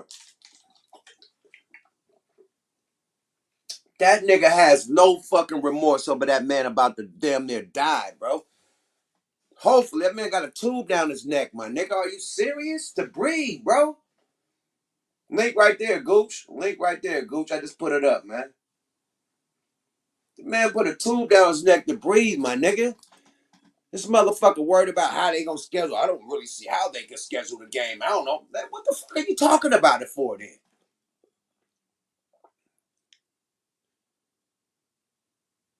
Man, that nigga Skip is a bitch, man. Fuck Skip, man. I hope Wayne really pay attention to his nigga that he loves so much. Wayne, you love this nigga still? Fuck that dumbass nigga, man. They gave that man CPR on the field, my nigga, and this nigga said, I don't know how they're gonna replace it. Like, what the fuck are you talking about? A game of this magnitude, fuck the game of this magnitude, the injury of this magnitude. We ain't never seen no shit like this in the NFL. The fuck are you talking about? A game of this magnitude, an injury of this magnitude. You bitch you. Gooch, I put the motherfucking link up, mate. Tap in, but Mike, what's happening, man? We gonna add Mike. Mike, what's happening with it, bro? Happy New Year to you, my nigga. Happy New Year, Mike. I Happy know New you Year, got it, man. boy. You ready, man, nigga. You keep the Glock loaded, man. Happy New Year, Mike. Yeah, Happy New Year, man. I know what dude, man. I ain't surprised by nothing he say, man. You know what I'm saying? He one of them motherfuckers that get them special privileges. You know what I'm saying? To get to say that kind of sucker shit. But let that have been Shannon that said some shit like that. You know what I'm saying? And we have a fucking firestorm right now. You know what I'm saying? Let that be Stephen A. With all the shit that he say, he wouldn't even, you know what I'm saying? So I really don't pay no attention to what that dude say, man. I don't, because I used to watch that show a little bit, because I'm big on sports talk radio shows and shit. But dude, I mean, I'm really convinced that he's a real racist in real life, though. You know what I'm saying? And I think that the lines kind of get blurred. We get so caught up in these sports that we overlook the motherfucking characters and the people that's commentating on them. But just because a motherfucker sitting down that like the same team with you, man, they got some. When you really get into their mind state, with their thought processes, like, man, I'm telling you, it ain't surprising, man. But he can get away with that, bro. You know what I'm saying? That it ain't gonna be no repercussions for that. You see how you read between the lines on what he was really saying, how I took it when he got to saying that I forgot exactly his choice of words. All something matter above the game or whatever that was. I was taking it that he was insinuating that because the NFL players has been on a Black Lives Matter movement in recent years, that he was insinuating about that. That's how I was looking at it. You know what I mean? And I can be wrong, but Nah, he always you absolutely right. You absolutely right. He didn't give a fuck. Now, if that was his top, his bread and butter. If that was Tom Brady, you think he'd be saying the same shit? If Tom Brady left in a fucking ambulance, he'd be saying, what a game of this magnitude, how we're going to continue. All of a sudden, the game doesn't matter, I guess. It's irrelevant. Would he say some shit like that if Tom Brady was taken off the field in a motherfucking ambulance and given CPR and it was lifeless on the field? he wouldn't Would be he saying have to that. say, no, hell no? No, he wouldn't be saying that. Hell No, no, no, no, no, no, no. no, he wouldn't be saying that at Hell all. no, to the no, no, no. It would have been that song. Hell no. Right? Yeah, for real. That's real shit. That's real shit. I mean, Gooch, Goose, the great. Gooch, what What's up up, with the nigga? family? Happy New Year, Happy New, family. Happy New Year, everybody. Happy New Year, Gooch. To answer your question, Yuck, if it would have been Tom Brady, he would have been appalled if the game would have even considered to keep playing. How can we play a game like this with Tom Brady being taken off the field? The game should be shut down and canceled until further notice if it was Tom Brady. People like Skip are very sensitive when it comes to certain people. And I don't think, a lower tier player really resonates in Skip's mind. It would have had to have been Tom Brady or someone of that nature. Um, I want to, give my condolences to the Damar family. We wish you a speedy recovery. And it was a freaky accident. What happened was the receiver caught the ball and led with his helmet into his chest, causing cardiac arrest. Um, it's a very freak accident, but it can happen. And hopefully the man makes it out of it. But when they're trying to resuscitate you for 9 minutes and no oxygen getting to the brain, that could be kind of severe. So we wish him the best, man. Let me play something Hey, for y'all. uh, Hold on. Keep going. What you gotta say, bro? What you gotta say, Mike? Mike. I think Mike yeah, tapped out. y'all hear me? Yeah, we can Yep. hear you now, brother. Yeah, nah, I was saying I played high school football, man. I'm telling you, man, you know, the way you'll be surprised how freakish these injuries is, man. No matter how secure you is or what kind of protection you got on, man, that shit can happen and we going full go. Mentally, you ain't even thinking about it. You going careless though into a motherfucker because you trying to make that play. So, man, part of the game. It's a contact sport, man. Very unfortunate freak accident, but we still have to have a heart, man. That's somebody's mother. I mean, that's somebody's father. That's somebody's brother. That's somebody's uncle laying on that field, needing to be resuscitated. So we have to have a heart, man. All right. Let me. For sure. Let me. Goddamn flu. But look, let me play y'all something that's a different side of the coin. I don't know if everybody might feel this way, but Nino Brown, he interviewed Master P recently. Shout out to Master P and Romeo. They squashed their beef. Good shit. But Yeah, I saw that. he had a different point of view on the situation. Let's pay attention to what he said. Everybody mute up. NFL stand for not for long for a reason. The money don't last long. When you get through playing at a certain age, they ain't paying you no more. You got to keep up that lifestyle, and guess what? You go broke. The money don't last for long. You risking your body every night, day and night, training, getting hit, getting hurt. Last night, man, Damar Hamlin of the goddamn Buffalo Bills suffered a cardiac arrest on national TV on Monday Night Football. Hamlin made a tackle on Bengals receiver T. Higgins, an otherwise normal play in this game. Hamlin rose, took a couple of uneasy steps, then collapsed backwards. He was immediately attended to by medical personnel on the field who administered CPR and oxygen for several minutes before he was placed in an ambulance and taken to the University of Cincinnati Medical Center. Damar Hamlin, only 24 years old, was drafted in 2021 from Pittsburgh. Yeah, he passed out. Everybody thought he died, man. The hit was just a basic hit to, I think, the right side or the left side of his chest, man. And when he got hit, he just stood up and he passed out. Y'all got to take note of that because they ain't letting y'all know the real reason it's happening in the NFL and the NBA. All these players sitting out with all these unknown illnesses. I'm going to tell you something. Not just Damar Hamlin done passed out. Jacksonville Jaguars. Uche Winery passed out from the Jacksonville Jaguars. He died from a heart attack in his wife's home. But tonight we are learning a former Jacksonville Jaguars player has died. He was selected as a fifth-round pick by the Jaguars in the 2007 NFL Draft. His name is Uche Winery. Our media partners at the Times Union are reporting he was found unresponsive in his wife's home in Indiana Friday night. Preliminary reports say he suffered a heart attack, and there are no signs of foul play. Uche was 38 Fair use, man. And go hook up with Nino Brown, man. Go tap in with Nino Brown. That shit lit. But yeah, he's gonna continue. Let's go.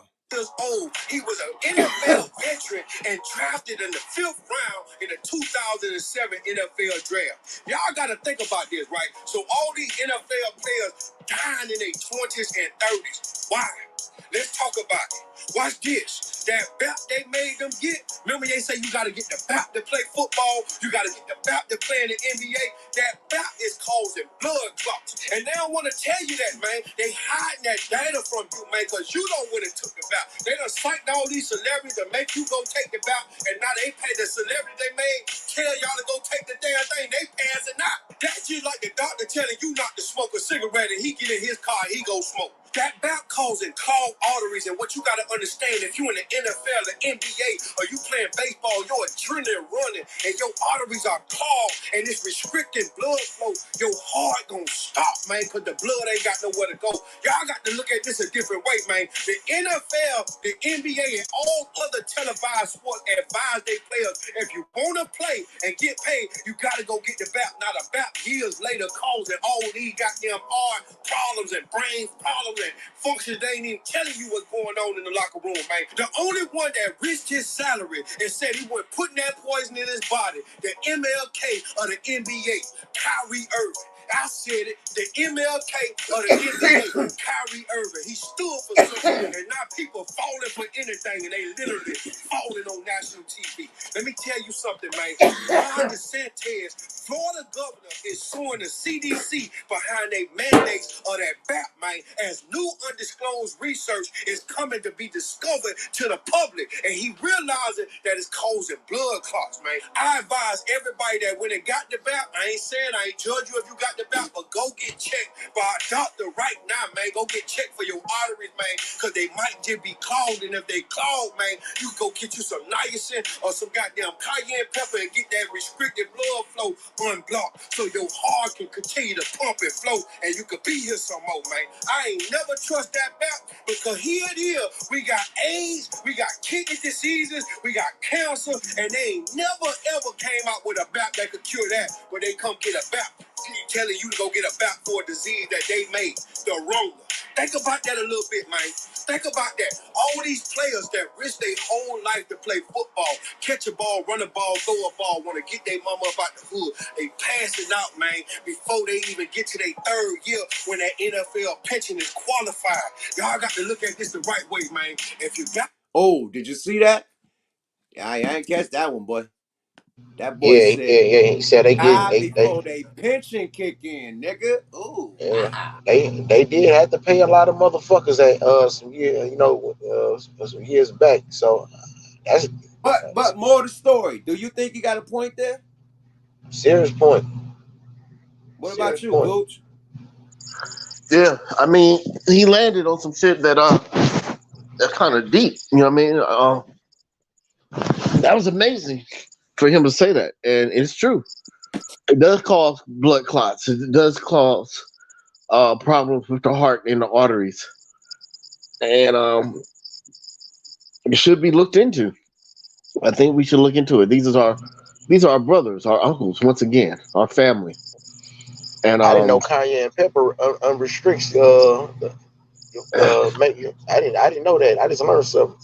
well, here's the thing: cayenne pepper, niacin, anything that brings heat into the veins and can unclog something is good for you. Anything. Niacin thins the blood. You might have a little reaction to it. It might make you a little itchy, and it might flush your skin and make you a little red. But niacin is good to take, man, periodically. If you get some soup, I don't care if it's just top ramen soup, put some cayenne pepper in it and just let it go through your system. That's good for you, brother. We need it. Yeah, I mean that's. I'm definitely go take note of that because they got this RSV shit going around up in here, man. And y'all don't get the statistics on the shit that happened up in there. I ain't about to make this about a whole different subject, but you know what I'm saying. Just a quick note. They don't give y'all the statistics on this shit that happened up in here with these viruses and shit that y'all catching out there. I'm telling you, it's crazy up in here, bro. It's crazy. So I'm taking note of all that. And one more thing, I don't want to change it either, but just for people's health, once again, Yuck, Mike, myself, Goose, we're not physicians. We're just, giving you advice. If you can, take some duck flour, get some duck flour in your system, and reset your body, man. Duck flour gets in your system and takes everything that's negative that needs to come out, mucus, everything, and it resets your system. And we just need to start caring about our lives a little bit more, y'all. All right, back to you, Yuck. Let's do it. Hey man, check this out, man. Hey, you're absolutely right. Health is wealth, but it's for everybody. Niggas thinking that you gotta be old. Like people are dying young from heart attacks, bro. Like if you took that jabby jab, please go check yourself out and see if you got blood clots and shit clogging you up. Because it could be detrimental later on in life, you know? Yeah, Right up. yeah, Um, you never know. man, everybody and it's foul how they forced everybody to take it. Forced. Like when have a government ever was able to force you to do anything, my nigga? And they threaten your money, you know. So it's like you either get fired or you do this. You know what I mean? Yeah. So that's I when it's tricky, bro. I was You know. one of the first people up in here that had got that the very first the Moderna one they did because they was I did it because when once they started opening back up the visits and shit, I didn't want no to have no kind of impediments from me seeing my folks. You know what I'm saying? Because it took forever for us to get our visits and shit back. You know what I'm saying? And moms died, grandma died. You know what I mean? And nigga need to see his folks, so I got it out the way, even though I never caught COVID. But that's the only one that I took. I didn't when they was doing that other vaccination shit. I just took the penalty, man. I wasn't doing no more vaccinations. I'm good, cause How you you know what I feeling? mean. I feel great. You know what I'm saying. I rarely get sick. You know what I'm saying. I stay hydrated. I eat right. You know what I'm saying. I get the exercise that I need to get. You know what I mean. And I stay away from filthy ass individuals. You know what I'm saying. And I mean that's the best weapon you can have up here, man. It's just space. You know what I mean. So I've been good. The only thing I caught is that RSV shit. I mean, and I'm about 98% out of the woods now, but it's no joke, man. I ain't never had no shit like that. That I'm talking about the mucus is just so thick and built up that you can't even blow it out your nose, man. It just stays stuck there like almost like the mucus is almost like glue. You know what I'm saying? It stays there. And the only thing that really breaks it up is constantly drinking water. You know what I'm saying? Uh, walking, getting into clean, fresh, going outside and clean, fresh air. Because when you're in a place where it's stuffy at, oh, you gonna suffer, man. You know what I'm saying? But in fresh air, or if the fan blowing on you, you know what I mean? You know what I mean? That helped a lot. You know what I mean? But I'm telling you, I ain't never had no shit like this before. No, what's your speedy recovery, man, and just to get that taken care of so you can breathe, man. You need to get the mucus out you best way you can, brother. Same with me. Yeah, whatever that shit is, same coughing up hella mucus, same shit. So the doc is in. I'm not a certified physician, but I can tell you what's really needed for right now. That's one of my specialities. First and foremost, let me say Happy New Year. Canada! Happy New Year, Reese. Happy 2023. Shit. Get it? 23. So Hey, man. 23, take care of me. I want everybody with these colds, heat inside the body is what's gonna matter most. Drink your hot tea, drink your hot tea, drink your hot tea. Cut out the sugar. You're gonna have to cut out the bread, flour, rice, all of the things that make mucus. You're gonna have to cut all of those things out. Wait, I'm echoing so bad and it's my bad. Hold on for 1 second.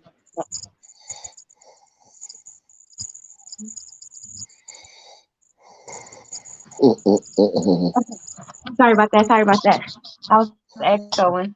Not the target. But anyway, you want to take out everything that's causing mucus that you're eating, and that's keeping the mucus there, and that's going to be the sugar, the white refined sugars. You want to replace that with honey. Um, no bread, no rice, no potatoes, none of that because it all holds the mucus in there. Um, honey, lemon, that cayenne pepper is real. I was so amazed to hear somebody finally say, I was like, yes, finally. Cayenne pepper, that's gonna like Gooch said, that's gonna warm that blood up and keep that circulating the way it should. But the thing about it is you have to do it consistently. Consistently like you would take those pills. Consistently like your doctor prescribed it to you. Because these are the things that are not going to have side effects, and these are the things that not a lot of people are talking about, especially to us. So we need to talk about these things to each other. Um, so when I started feeling the tightness in my chest and start hearing the little cough, I'm like, oh no, what did my grandmother teach me? Well, when it picks one of these a lemon off of the tree, put it in some hot water, started drinking it immediately. Drinking it, no rice. No, and I love rice, no potatoes, no bread. Um, and I still can feel it a little bit, but not to the extreme as most people. It is true, like your health is your wealth. Take care of yourself.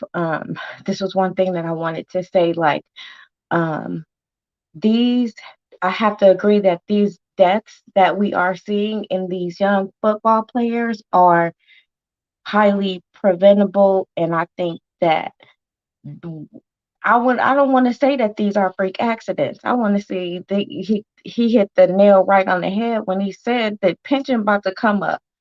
They don't want to pay all these money that they promised these kids. They trained all their life, and you still gonna cut their life off. I think I don't know. I don't know. That's just my higher learning experience. I Just what I mean, think about it right now. the thing was that the hit didn't even look that hard. You know, he popped right on up like nothing, like, so it really didn't hurt him if he just popped up. And Right. once he jumped up and he grabbed his helmet, he just fell out. So I can't, you know what I mean? I can't say it was from the hit because Gooch said it was the hit that made him catch cardiac arrest. If it takes a little bit longer after the hit to kick in, then there you have it. But I'm not a Look, scientist. I'm not a doctor. I'm not a scientist. I really don't know. But but look, let me tell you what this. Nino Brown I was know. saying, Hmm. a lot of youngsters are dying from heart attacks. Not just NFL players, not just ball. I'm talking about youngsters, period. We're hearing, and then a lot of people are dying. They said die suddenly. It's not even no fucking cause of it because they're so young, right? So the young are dying like in their 20s and their 30s and shit. And they say, oh, they died suddenly because you're not supposed to die when you're fucking 20 Right. and That's 30 of a not fucking good. heart That's attack. It's not supposed to happen, right? abnormal. That's when your heart is supposed to be at one of his strongest points.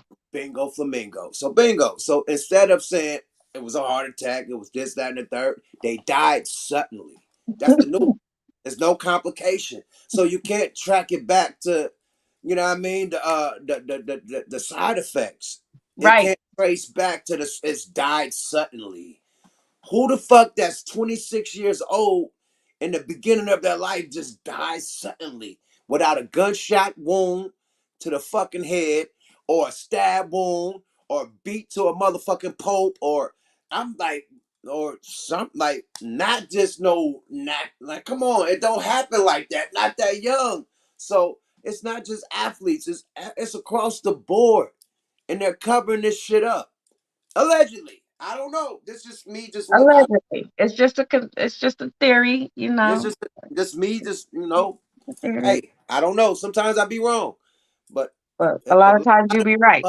it's a lot of young people dying at an alarming rate and I don't know why, you know. It's pretending like it's not happening, like it's being swept under the rug, like it's not real. something else that you were saying, I wanted to like comment on, like, how long are we gonna let them kill our prophets while we stand around and not rest? do shit. Bob Marley. Bob Man, Marley said Bob that. Marley, motherfucker, if they do something to Kanye, I'm gonna be mad at all you rap niggas. Fuck you rap niggas. All you rap niggas, because he riding for us. I don't give a fuck what he said about the Incredibles. He said the right shit because they do run shit.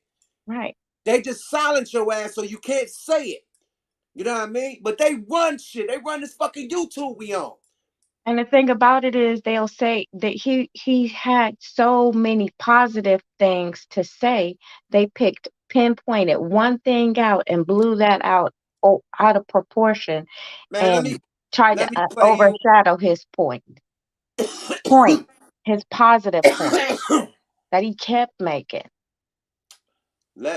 They're saying, the Incredibles, saying that he is worse than Hitler. He is worse than the Proud Boys. He's worse than the Nazis. He's worse than the skinheads, KKK. He's worse than all of them. The the dudes that was protesting in Charlottesville with the tiki torch, talking about they will not replace us. Kanye's more dangerous than them. This is what they're saying. Let me play you something, right? Our brother Tariq Nasheed. Did you hear that one? When he going at it with the Incredible, and the Incredible trying to say that they was the ones that got us our civil rights and all types of shit. Oh man, this is deep, man. Let me play y'all a bar of this, man. The boy Tariq Nasheed go crazy on the boy. Okay, Tariq. How you spell T-Y, Reek? Nasheed. Is it T-I? How you spell Tariq? Tariq. T-A, Tariq. Okay, Tariq. Okay, got it. Nasheed verse. Okay. Nah, that shit pop right on up. Nah.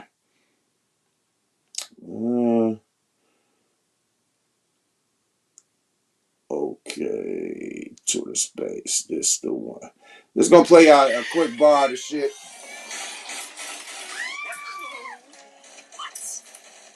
Quick bar of the shit. If the conversation about dressing a minority of that ain't working. No, that's not going to happen. We don't do racial double standards. We're not going to do that. Everybody's racism gets called out. You want us to practice some kind of weird racial? Okay, no, because what you want? No, because what you want is white privilege. That's called white privilege. No, I don't. I'm not. Yes, it is, sir. I'm not. We can't. You can sit here and criticize us for saying something you don't like. We can't call out the vile anti-black racism that comes from your community because it'll make people not like you. So that's a privilege that you're trying to employ, which is white privilege, sir. We ain't going for that. No, everybody's gonna get called out. You're not going to get away with sitting up here practicing anti-black racism. Tariq, all I'm trying to do is all you're trying to do is practice anti-black racism, and I'm we're trying not to going protect for that, Jewish sir. people from being shot, from being and genocided. I'm trying to protect black people from getting. So then, how can Jewish people and black people work together to address the concerns that Jewish people have of certain people within the black community espousing anti-Semitism and simultaneously the concerns that black people have? But how are you? You're trying to protect the anti-black racists within your community. So how are we gonna work together, sir? How's that gonna work? No, I'm not trying to protect. I want to root out that racism. No, you're not. Not if it opens up Jewish people to a literal genocide. If getting rid of racism at the behest of. Hold on. I mean, are you going to just? No, because what you're saying is ridiculous. What you're saying is genocide. It's ridiculous. Nobody should be genocided, and we're not going to sit here and allow people to practice anti-black racism. And then when we say, "Hey, we don't want that," well, you're the real anti-Semite, and we're going to punish you and justify your group being punished. No, we're not going for that, sir. That's just anti-black racism. Tariq, that's not what I'm saying. I think that's exactly what you're saying. No, I wanted. You're not calling out. I want it to be. You're not calling out the anti-black racists within your community that practices real racism. Not just somebody saying something, not some bipolar rapper. When someone goes in and shoots up a synagogue, it's not someone just saying something. That ain't black folks doing that. Go holler at the white supremacists. But it's the rhetoric being perpetrated no, it's by not. black Stop celebrities that's leading. It ain't. Stop with that lie that black people are making the white supremacists racist. Stop it. Stop it. Kanye West is not making the white supremacists radical. Stop it. Blaming black people. Yeah, because all these blaming black people for white supremacy is anti-black. Yes, you are. Blaming black people for white supremacy is anti-black racism, sir. You're not calling out the race. So how are you going to stop Jewish people from being killed? What are you going to do to protect Jewish people? Holler at the white supremacists. They're the ones doing it. What are you going to do? White supremacists, tell me what white supremacist has a bigger platform than Kanye West? Kanye West don't run nothing. White society can shut Kanye West down. He's the biggest anti-Semite in this country right now. And the fact that so many black people are silent about it when his rhetoric will directly lead to Jewish people being genocided is insane. You cannot have an open... You cannot have an open... Tariq, that's not you and true. I will disagree about this. We can scream about this all day long. But at the end of the day... You're just doing I'm white and I say so, sir. This is literally I'm white and I say so. This is I'm white and I say so. You're just saying... That's not what I'm saying is that if you making false accusations, saying that Kanye West is the biggest anti-Semite in the country, when you have all of these white nationalist groups out here, and you got the Proud Boys and people like that out here, you had thousands of people in Charlottesville who were white running around with tiki torches talking about the Jews will not replace us, and then they actually killed somebody. And you're sitting here talking about Kanye is the real anti-Semite and he's the biggest one? Really? That's not white and I say so, sir. That's just... You wouldn't have known who Nick Fuentes was a week ago if it wasn't for Kanye West. So, dude, if you don't stop. I've been going at Nick Fuentes for damn near 5 years. Me and Nick Fuentes, we've been going back and forth with each other. I've been calling these dudes out. Guy, come on now, stop it. I call out all forms of anti-black racism from white supremacists, sir. That's what we do as black people, you see?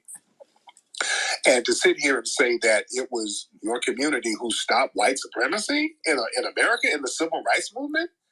Did you say that with a straight face? Peter? For just $67, you can make it. You see, they threw a commercial right when the nigga got deep, like. Where'd you go, Peter? Peter, they threw a commercial right on up in there. Hold on, we gonna get it going though. And you never need to. Peter. You never even wanted to jump into the conversation. You wanted to go back. There was so much to unpack. You and I had a conversation about the slave ships, and then you stopped the conversation there. I was about to list off several Jewish civil rights leaders that played an integral role within the civil rights movement. But had it been for that, African American people would be living under Jim Crow if it wasn't for Jewish people in this country. And to this day, fact.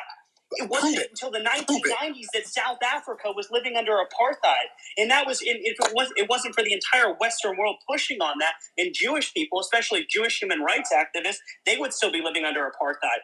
Black Americans owe a debt to the Jewish community for the civil rights movement. If you want to, please explain to me how. How you and I went into there was a myriad of civil rights figures that you don't even choose to acknowledge. All of the work that happened behind the scenes to create this equitable society, it's almost as if Jewish people are invisible to the black community. And despite all the sacrifices that Jewish people made in order to create a more equitable society for Jews and black people and Asian people and Hispanic people, it's non-existent. Okay. And all we do is we get our faces spit on by black people. Name who. Okay. Stop. You're just rambling on. And then I got to come up here, and I have to come up to you, who's you're rambling. 300,000. Okay, you're rambling because you're deflecting because you're just saying some bullshit and you can't prove what you're saying. Who? I'm asking you to name who. Name these people that black people owe a debt to. Who the? Yeah, name these motherfucking people, bro. Like, name them right now. Crazy ass shit. Like, where's these Jewish fucking civil rights leaders that he's talking about? Name them, show them. The fuck? What are you gonna say? John F. Kennedy? What are and you why gonna say? was they behind the scenes? If they was really about that business, they would be right in the front. Name them. He only could be talking about Kennedy. That's the only one. Other than that, good luck, nigga. Hold on, let's continue. How do we owe a debt to in your community? Please tell me. If you say the NAACP, man, Peter, you better not say the NAACP. Do you really want to play that game? What about the Anti-Defamation League? You don't think Wow. what? You know, the 1930s? What other civil rights movement has represented black civil rights leaders throughout the entire thing? All those legal bills. Are you serious? Did you go there? Peter, did you really go there, Peter? I can give you numerous examples. We can talk about Peter. We can Martin Haber. Oh, Peter, let's slow it down. Did you really go there? Did you say the ADL, Peter? Peter?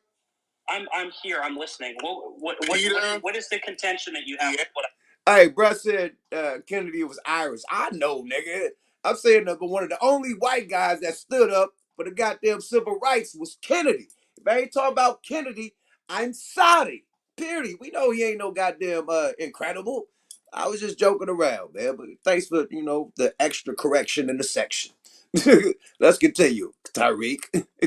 Peter! Our Defamation League was started because an anti-black Jewish man. We're not even that's. Yes, I'm going there.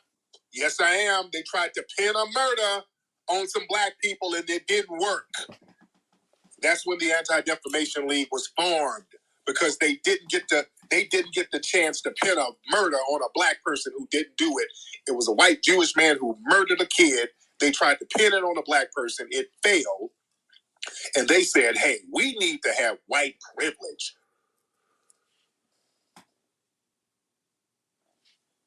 We're going to end it on that one, man. That was deep. the channel might get took on that one. Peter. Hey, that was deep. Peter, We not just gonna let you sit up here and lie, Peter. Peter, come on, Peter. but we're going through right now. It's their word against our word. They word against our history. They word against what we really going through in life. You know what I mean? Come on, bro. Like, it's like the question I want to ask to everybody, you know what I mean? And even if you are incredible, you know what I mean? Even if you're part of the incredible community or religion, no disrespect. My question is, y'all whole thing is that y'all don't want a reenactment of what happened in Germany, right? So what makes it cool for you guys to do the same thing to everybody else that you feel is not cool with you guys? That you feel that could put you in some type of danger, but in reverse, you guys financially castrate, publicly lynch, castrate, humiliate, take everything from this individual. You don't think that's like a holocaust to black celebrities who's not agreeing with the shit that you guys are trying to sell? You don't think that's the same way that you could take this man from his family, his kids? You could take his bank account, lock up his bank accounts, take all his funds, take all his business deals and ventures, and just shut him completely off of life. You know what I mean? That's like being dead to society. When you have nothing in society, no more. You lost everything. You're bankrupt. You gotta sell shit. I heard Kanye gotta sell his cars and shit because they're not letting him get his money out the bank. Is that fucking fair? Because that man said there's 12 tribes of Israel, and he's part of the tribe of Judah, which is the black Americans, right? The black Africans, the African and black, the tribe of Judah. Now, there's 11 other tribes, and you guys are part of one of the tribes. Okay, cool. But what about the other 10 Try. tribes? Come on. Now they're promoting the Incredibles that it's only one tribe. And everybody else is not a part of the fucking tribe. So when everybody else start coming out the motherfucking wilderness and saying they're part of the tribe, now it's a fucking problem. Now, cut his bank account. cut this, cut that, cut that, cut that. Why? Oh, it's anti-Semitic. How's it anti-Semitic? Because you're part of a tribe that they don't want to recognize? But if you're all the children and you're all the tribes, what the fuck is the problem? The problem is you want to be the only ones that could claim the land. You want to be the only ones that can say that you are from this. When it's 12 tribes, you guys made a 13th tribe.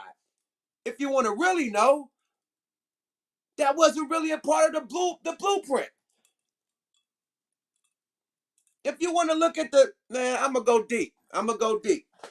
If you want to look at the fucking map of Israel, Jerusalem, it's right there in Iran, you know what I mean? The Middle East, which they transferred, which was North Africa, Northeast Africa. Basically like the East Coast of Africa, like New York, Africa. It's right there at the WUAP at the top. They made a homemade river to split it up, and now it's a motherfucking whole different continent over there. Same shit. That's why they were able to flee from Egypt to Jerusalem. It was walking distance from Africa to fucking Jerusalem. Walking distance, right? So if you're really a part of this literature, really a part of this, boom, it's right there. You dudes from the 13th tribe came from fucking The Russia. Caucasus Mountains. From Russia and Germany. How fucking far is that from Jerusalem? Israel. How far is that? How can you be a part of the original if you're way the fuck on the other side of the country? Come on, man. This shit is, but come on. Let's be fucking real, man. They always rewrite history, man. I told y'all it's a black motherfucker, no disrespect. It's a black Madonna and a black Jesus all over the Vatican, all over Europe, all over Russia, all over Rome, all over Greece. And we the only ones out here in America placing a motherfucking white Mary and a white Jesus. They're doing that on purpose, bro. Because there They is don't power. want you to know who you are. Not only us, we all God's children. The Puerto Ricans, the Dominicans, the Haitians, the Asians, Japanese. the Arabic, the Indians. All them are all tribes. But they don't want you to know. Only they are the tribe. Right? The shit that's promoted in the media is just them. You don't see no motherfucking Indian or no Arabic motherfucking tribes. You don't see no Asian tribe. You don't see no Puerto Rican, no Mexican, no Spanish, no black, no indigenous, no none of that. That's all the rest of the tribes that they hiding. Fuck out of here, man. It's so much power in knowing who you are because it's power in your praise. You notice that Man, when the African Americans, we from the tribe of Judah. right, Period. period. And I, it's time for us to be tribal. I was Period. just telling, I was just having this conversation with somebody, right?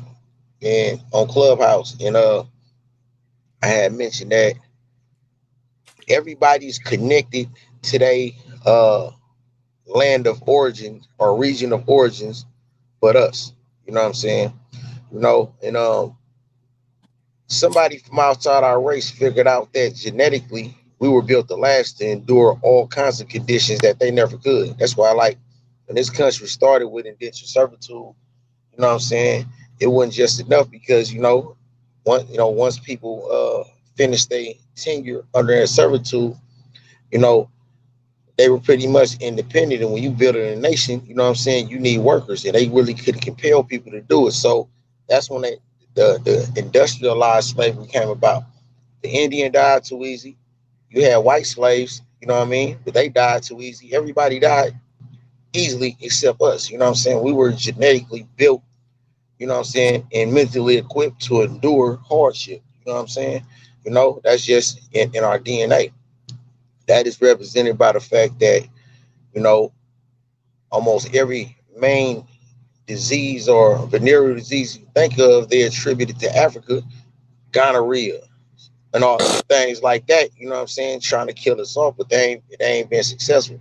But when they tell us about Africa in our schools coming up, they associate all of the worst aspects of Africa. You know what I'm saying? The person in the jungle, you know what I'm saying, chasing a baboon and all that. Even though that Africa had civilized society, you know what I'm saying, and people came to Timbuktu under Askia Muhammad, you know what I'm saying, who had all original encyclopedias and all of that. You know what I'm saying? They was coming to Timbuktu to learn that in the 1400s. So, but that gave them the inferiority complex. So, when we got over here, once they got us brainwashed and institutionalized, they gave us all the worst aspects about Africa because they didn't want us over here to realize that Africa had all the natural resources that people need. You know what I'm saying? You know, when Garvey came over here with the Back to Africa movement, meaning that he wanted all the educated Africans to go back and help the West Africans learn how to build their nation. The government didn't want that because they wanted to plunder the land. South Africa, what they South Africa had, the diamonds. You know what I'm saying? They wanted to replant and insinuate themselves in there. You know what I mean? So they can steal that though. But they want us, the over here, to look at all the bad aspects about Africa while they over there stealing and plundering that land over there, man.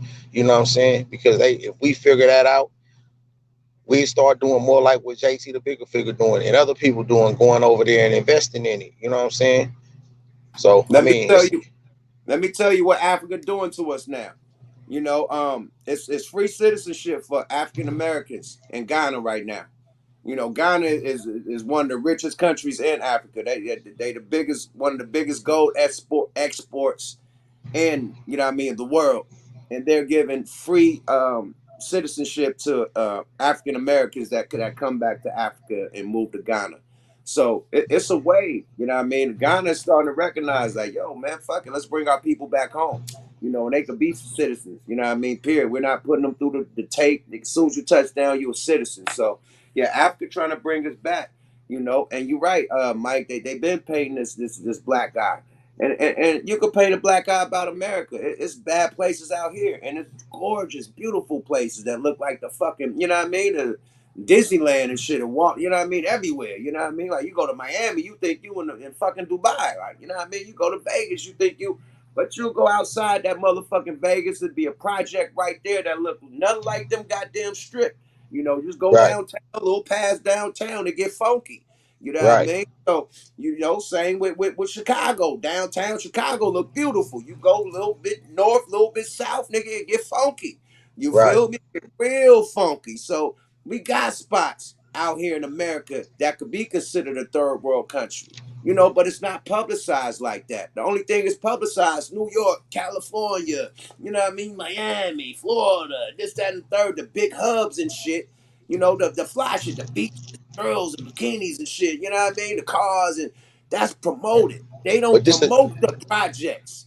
this the That's what thing. they do in Africa. They promote all the slum shit. You feel me? This the thing. This the thing. To your point though, yup, they promote the shit out here because we know that we don't have access to all them suburban beautiful areas out here, right?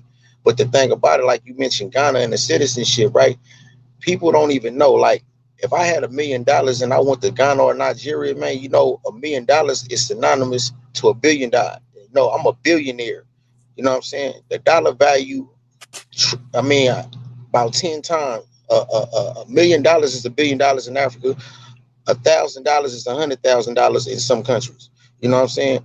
So if you stack your bag and went out there, man, you know what I'm saying? You can easily become, you know, now imagine if you a government or you one of the wealthiest people in the world with that kind of money system, man, you can practically own whole communities and whole parts of land because of the money value. That's why they don't want us to get to understand that and value our dollar because who would be better suited to go and really take advantage of that and be independent of besides us. You know what I'm saying? That's why they don't want us to see the beautiful parts about it. You know what I'm saying? Because Well, of the Africa value. waking up. Like I said, Africa ain't partnering up with America this year. They partnering up with China. They getting all their arms from Russia, and they telling Black Americans to come back home, my nigga. And also, what they doing is they about to do the thing that Gaddafi did. They're backing their money up with gold, my nigga. You know what I mean? So America ain't gonna be able to compete with that no more. The whole system about to change, and they said that America, if this was a basketball game, the championship, y'all need to take a timeout because the game has changed. It's a whole different game. Y'all need to take a timeout and restructure y'all motherfucking y'all game because the game has changed, man. Y'all still playing old school basketball. It's a new game. This was Africa is telling America, and we looking at Africa like they old, like they behind the ball. Nah, nigga, we behind the ball. We with the ancient rules and shit. And they like, nah, nigga, we moving a whole different way. And China is with us, and Russia is with us, nigga. So fuck you, America. But you Black Americans, you come on home. You dig? So, hey, they on their Hey, shit, you man. know, Let's get Royce in this motherfucker right quick. You been waiting patiently. Royce, what's happening with you, boy? Royce, what's up with you, man? You done fell asleep, nigga? Yeah, I was just tapping in and saying, man, I appreciate y'all. I just didn't want to hop in here and act like I knew what I was talking about because I've been missing out on it. But I just wanted to say salute y'all and I appreciate y'all, man, for speaking that real. We need to hear more of. Definitely, man. for Thanks for sure, for tuning sure. in, man. Yeah. Chill out in the background. Yeah, So, we gonna keep spitting that shit, man, for sure. Let's get KVK9 in this motherfucker right quick. KVK9, what's up with it, baby? Hey, what's going on with you, Yuck? What's going on, Mike and uh, uh, the sister right there? Please. All right, salute everybody. Yeah, man. So, I heard you say, Yuck. I heard you say, something about Africa. You know, what I mean, wanting us African Americans to come back home. Now, I'm like, which tribe do we actually know we come from over there in Africa? You see what I'm saying? Right. When like Africa, the the majority of Africans there are considered to be Hamites, right? Right. Okay, now them ain't our people, right? If we come from if we part of the 12 tribes, right? We come from the tribe of Judah. Right. Okay, now I can say cause see, me personally, I've been like re-educating myself and learning a lot of stuff since I ran across my Israelite brothers. You see what I'm saying? And Right. the type of stuff that they have been teaching and saying, I haven't heard any of that inside the actual church. You see what I'm saying? You talking about Bishop Nathaniel, the IUIC? I've been learning from the deacon and Gorilla Hebrew. Yeah, Gorilla Hebrew. Okay, The got it. Shakari and them. Sakari, right, okay. Yeah. So like when I read in this Bible here, especially Deuteronomy, I fit every description right here in Deuteronomy. Far as like the slave ships, when God said that He would bring us into Egypt again with ships, we got documentations right now here in America with us with coming here on slave ships, plus with that yoke of iron on our necks. You see what I'm saying? And and also with the Lord saying that He would bring a nation against us. What is it? Swifter than the eagle's fleet. And the only people that I know that uses the eagle symbol is America, which which Huh? Oh. okay, Germany, huh? Russia. Yeah, All these niggas Russia. got an eagle on it. Have you Yeah, looked at the Russia. Nazi shit? That shit Yeah, got a right, big old eagle on it. right, You look right. you look I'm at just, the Chinese shit, big old eagle on it. Everything got an yeah. eagle on it, including Right, America. right. But Okay, that's the yeah, ones man. that's running shit though. The Right, people I just said, the Eagles, they really running shit. right. So I don't call white people white no more because they're not white. Because I never in my life seen a all white man, for one, which they not the same color as, you know, a white t-shirt or no white paint. And I sure haven't seen an all black man, which is the same color as a black paint or a black t-shirt. You see what I'm saying? Absolutely. And let me interject real quick on that, just on that point right there you just made. Because Okay. don't too many people understand this. White and black is a status. It's not a race. It's a status. You know what I'm saying? You know, Right. black is a status. You know what I'm saying? That's why, um, it's really a upgraded case. It's a case system. You know what a case system is. You know, white, you know what I'm saying, indicates privilege. You know what I'm saying, and black Mm-hmm. indicates the lowest part of it. You know what I'm saying? You know, Yeah. we would make the lowest part, the lowest parts of it. You know what I'm saying? You know, so I mean, that's an extended conversation. So I just wanted you know what I'm saying, throw some jewels on that. Now people they can research that fact and understand, you know what I mean? And that can be verified though, but it's not a race, you know. Yeah. Right. You're right. With We come from all kind of different blends, you know what I mean? Like if you go to your point, the European countries, they have all kind of different complexions. That's just like the Jews that Yuck was mentioning, or the Israelites. I think he was talking about mm-hmm. trying to rewrite history. They are converts. You know what I'm saying? They're not the original. They are converts. You know what I mean? You know, the prophets that God sent to earth. You know what I'm saying? They sent like Jesus and Moses and them. They were sent. You know what I'm saying, to Israel. You know what I'm saying? That's the Middle East. One main thing about the Middle East is the heat. Just like Africa, the heat, the sun. You know what I'm saying? Only people of with our kind of pigmentation that can deal with that kind of weather, man. You know what I'm saying? Is indigenous over there. You know what I'm saying? Mm-hmm. So it's impossible for Jesus to be white. You know what I'm saying? When he's from the tribe of Jacob. You know what I'm saying? He's a descendant. You know what I'm saying? Of the prophets. You know what I'm saying? They were Middle Eastern. They didn't come from Europe. They might have migrated there at different times though, but that's not where they're from. So, um, I mean, this Northeast is Northeast African, man. That Middle yeah. East shit that was never in the motherfucking maps back in the day. Middle East is some new term shit. That Mm-hmm. shit Hey, was just created, man. It was you always Iraq, Iran, and all that shit, but it wasn't no Middle East. They just threw a term out there, bro. if you can Period. remember Mm-hmm. when they first started, That shit is Northeast Africa. when Period. societies first started being created, you know what I'm saying? You know, throughout time, all kind of different road maps is like California used to be a part of Mexico. You know what I'm saying? You know, at one point. So All the this shit. geographic, Texas, the whole yeah, shit. that's what I'm Arizona. saying. Yeah. The New geographics Mexico. All changed. that. At some point, it changed, so it's not a far fetched to believe what Yuck just said. You know what I mean? At some point, just like Israel wasn't always a state for with the modern day Jews or the people that inhabit it. You know what I'm saying? It was Can I Palestine. Yeah. can I play y'all So something from for I want to go back to what KVK9 was saying about us being the original 12 tribes and the original tribe of Judah, you know what I mean, that's talked about in the Bible. I'm gonna let Bishop Nathaniel, give y'all a couple scriptures and whatnot. Let's check Mm-hmm. it.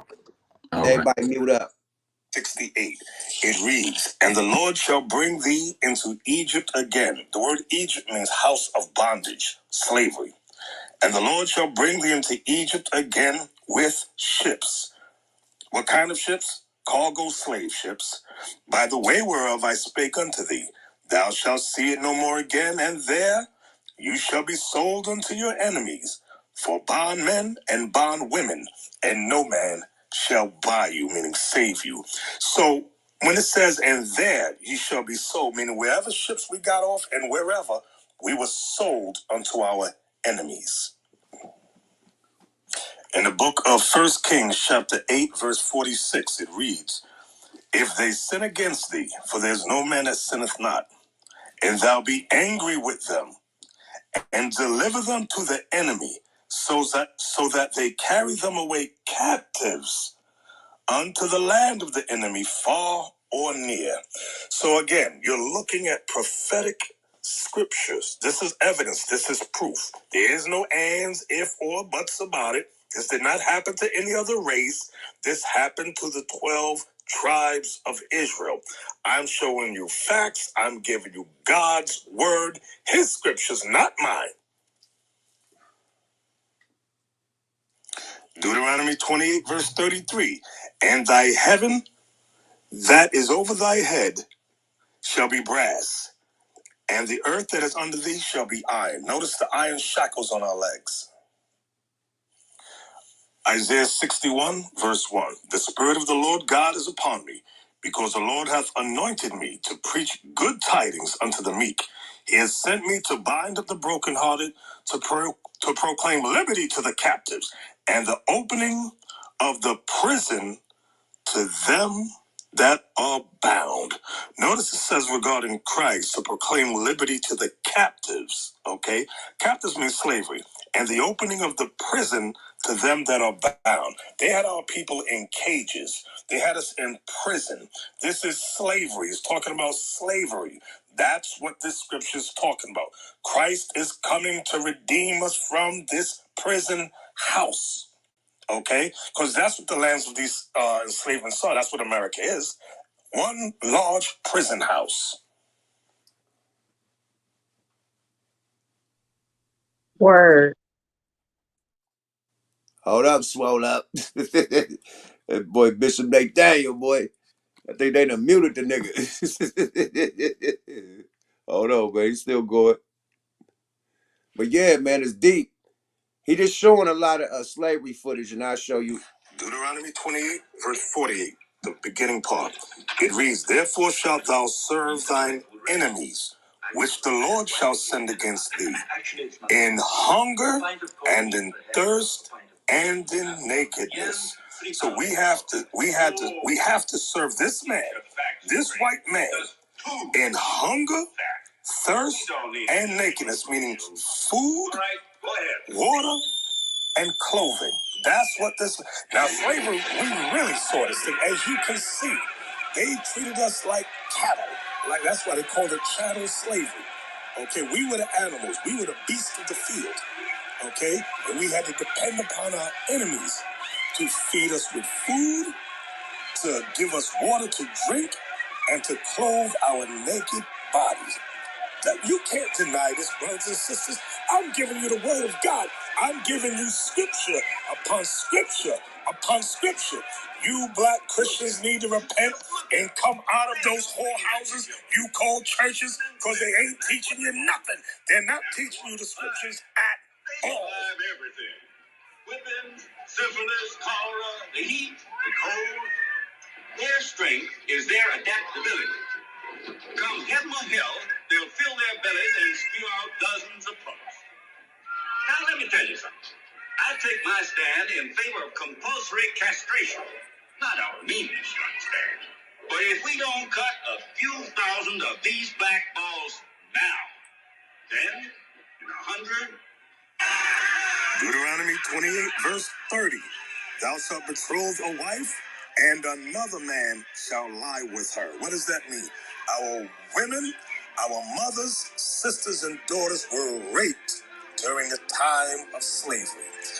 Let's read it again. Deuteronomy 28, verse 30.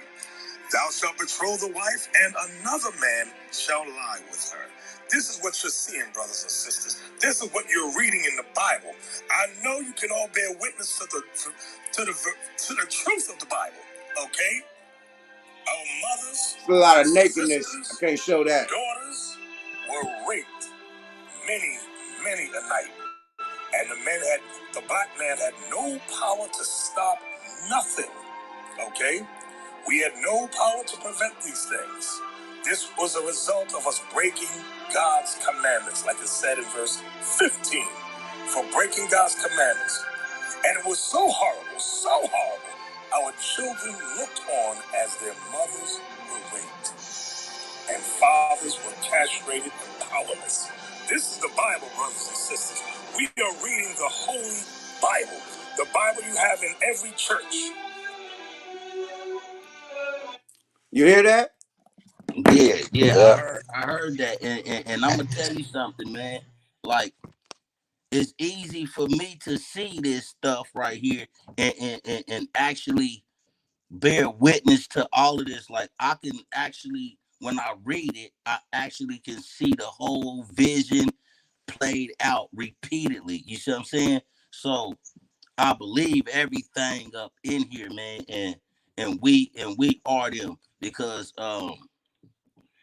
I say this for Kanye West and Irby, for them to say what they said, right? And for them to get immediately, immediately try to get destroyed for trying to know or wanting to know about their history. You know what I'm saying? It's something about this book here that's giving the truth that they don't want us to know, man. You see what I'm saying? And and everything right here, God don't lie, man. That's all I'm saying, man. And even with the foods and stuff that we put in our bodies and stuff, like I don't eat certain shit. See what I'm saying? I don't eat no pork, any abominational things or nothing of that sort. You know what I'm saying? Like I don't have high blood pressure, never had. Now don't get me wrong, I have. I have eaten I never ate shrimp or nothing like that, but pork I ate it. And I haven't ate pork since I was about the age of 15, man. Um when I This got sick. I got sick from eating it, and I never touched it again, and I never felt that kind of way ever again. You see what I'm saying? The thing this is, man, that's great, and everybody got to eat right. You know what I mean, to live right. But the whole thing is that's not the problem, man. The problem, what is the problem with everybody realizing who they are, your history and whatnot, your original, you know what I mean, bloodline. What's the fucking issue?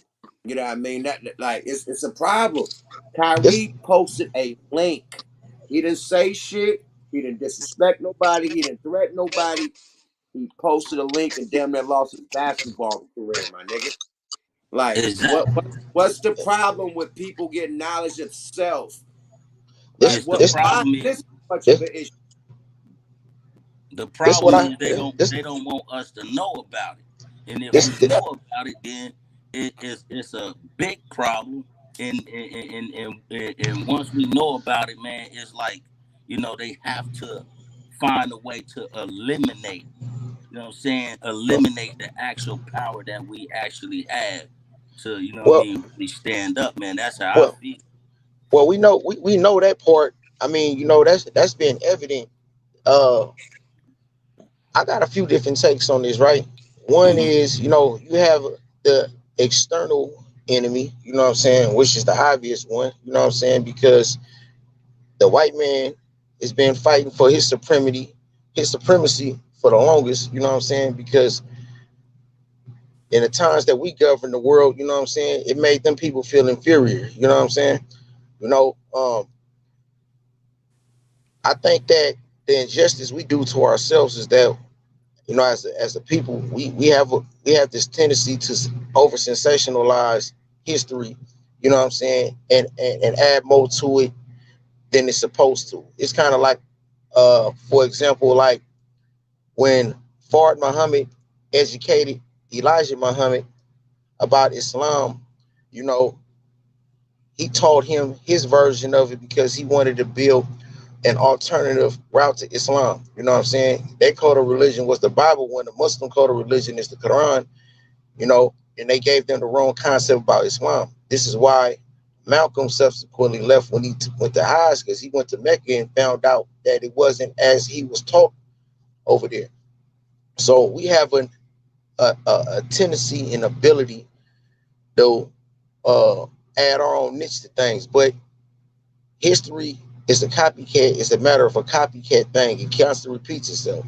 The Bible, anybody, if you research it, you even have Christians nowadays uh, that are researching it and coming to these terms. It came about, that Bible came into existence 200 years after Christ left Earth. Christ himself was a Jew. His code of religion was the Torah, as he is quoted, is saying that he came to fulfill the law, not to destroy it. What was the law? The law was the Torah. You know what I'm saying? There was no such thing as a Bible. You know what I'm saying? There was no New Testament. You know, when God sent revelation to earth, he sent it through a known messenger that we know of a pure source. The Bible was constructed by. I love what you're talking about, but we had the 10 Commandments before Christ ever came around this motherfucker, That bro. We no had the no no no. commandments. Hold on. I'm not. Yeah. That's you making my point. The commandments is the law. That's the law. That's the Torah. That is the law of the Jews. You Christ was know a what Jew. the Torah is? The real Torah, what they, what? Don't, That that you that tell that me the that 10 that Commandments is that, the whole Torah. that's Torah. not the whole Torah. Okay, That's cool. not the whole Torah. Okay. I'm not Got saying. it. I'm saying every. Let me simplify that answer. Everything that Moses and Aaron left. You know what I'm saying?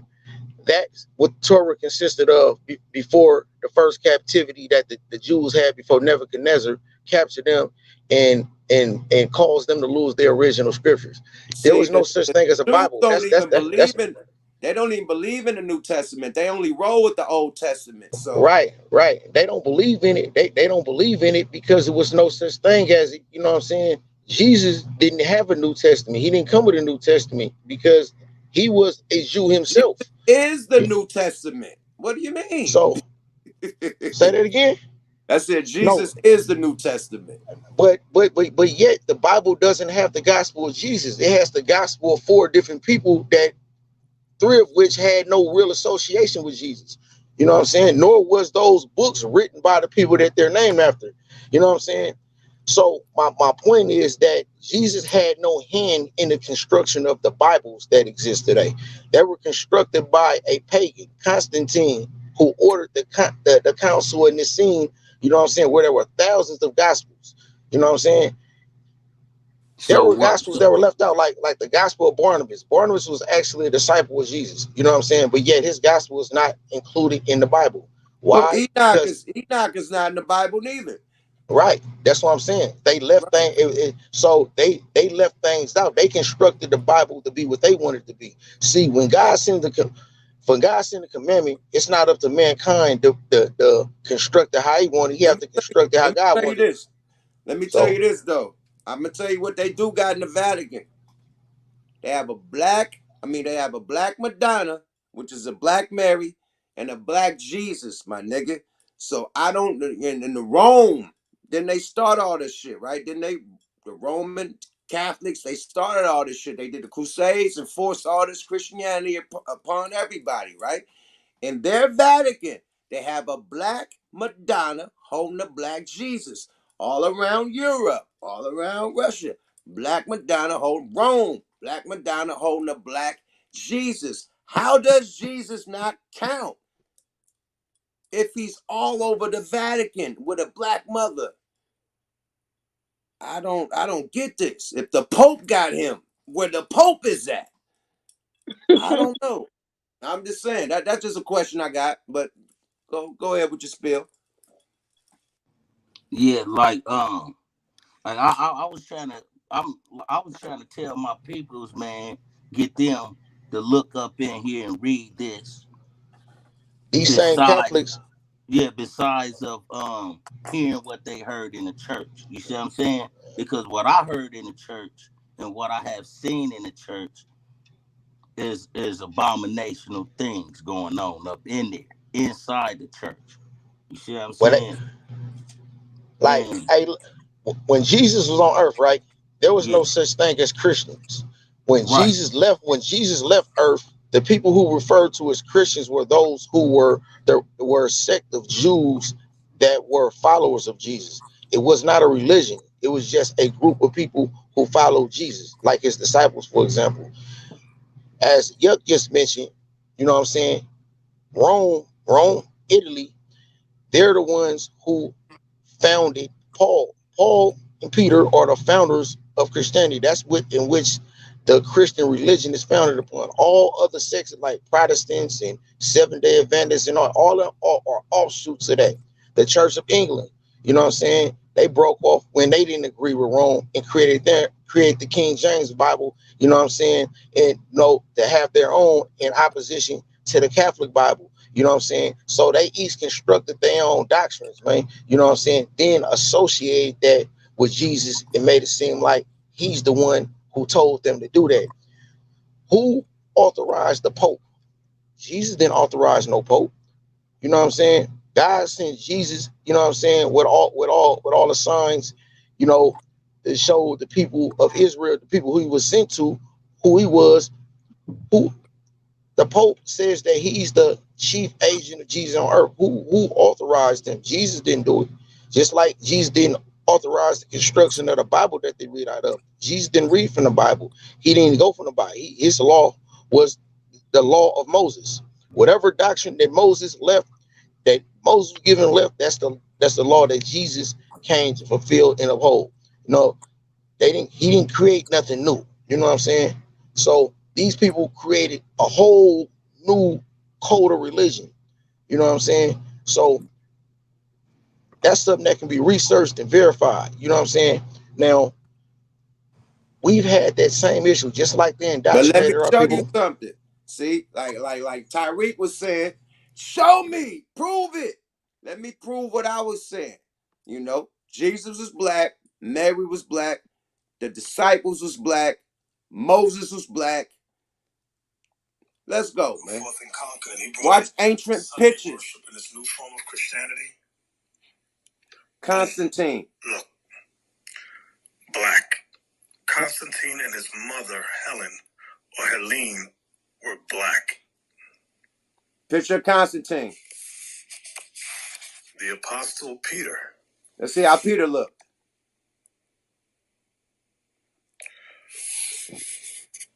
Black. With an afro.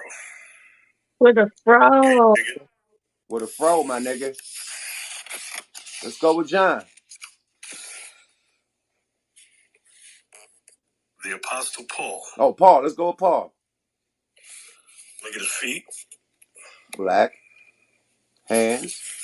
Look at his hands. Black. Mm-hmm. Boom.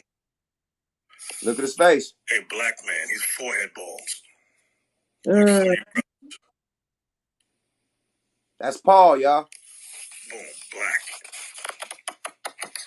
Some of you may have heard of Basil the Great. Look at his hands. Beard. Look at him. Black. The Transfiguration.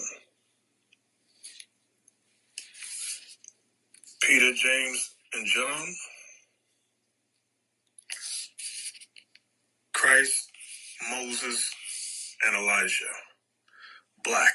And don't tell me about no fire. If the fire didn't catch on here, then why is their faces so dark like that? Why are their feet so dark? Why are their hands so dark? I don't care if they try to touch it up. Esau always try to touch things up. Let's give them wavy hair. I don't give a damn. I know what they tried to do. I know what they're doing. The Last Supper.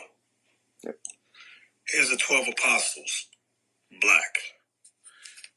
And there's Judas reaching his hand into the basket to get the bread. Remember they was asking Christ, who it is that shall betray me? There's Peter. This one's Christ. These are the other apostles. All black men. All black men.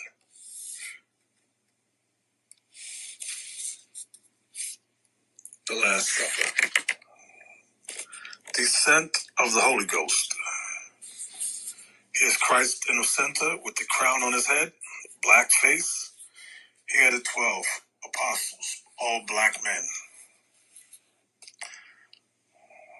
1, 2, 3, 4, 5, 6, 7, 8, 9, 10, 11, 12. 12 apostles. The prophet David. See what he looked like. See the hands? See the face? Brown, dark brown. The prophet Aaron. See, I can keep going, bro. I can keep going, bro. I'm That showing Where's proof. hey all of I that. don't mean to cut you off, bro. Where can I look that up at right there, man? And just show me. Yeah, you gotta go to Bishop Nathaniel, man. The IUIC, man. Bishop Okay, Nathaniel, it's a clip. He did a whole shit that he did called presents entertaining the slave masters. okay. Yeah, the All of IUI. It's called entertaining the slave masters, man, and he breaks the whole shit down, bro. Okay, and Period. let me ask one more other question.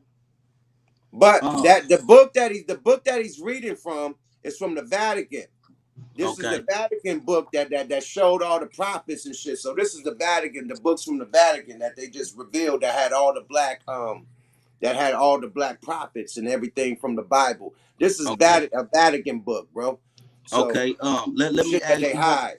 Okay, let me ask you one more other question. Um, since the whole time you've been in school, right? Mm-hmm. All the way up until you got out of school.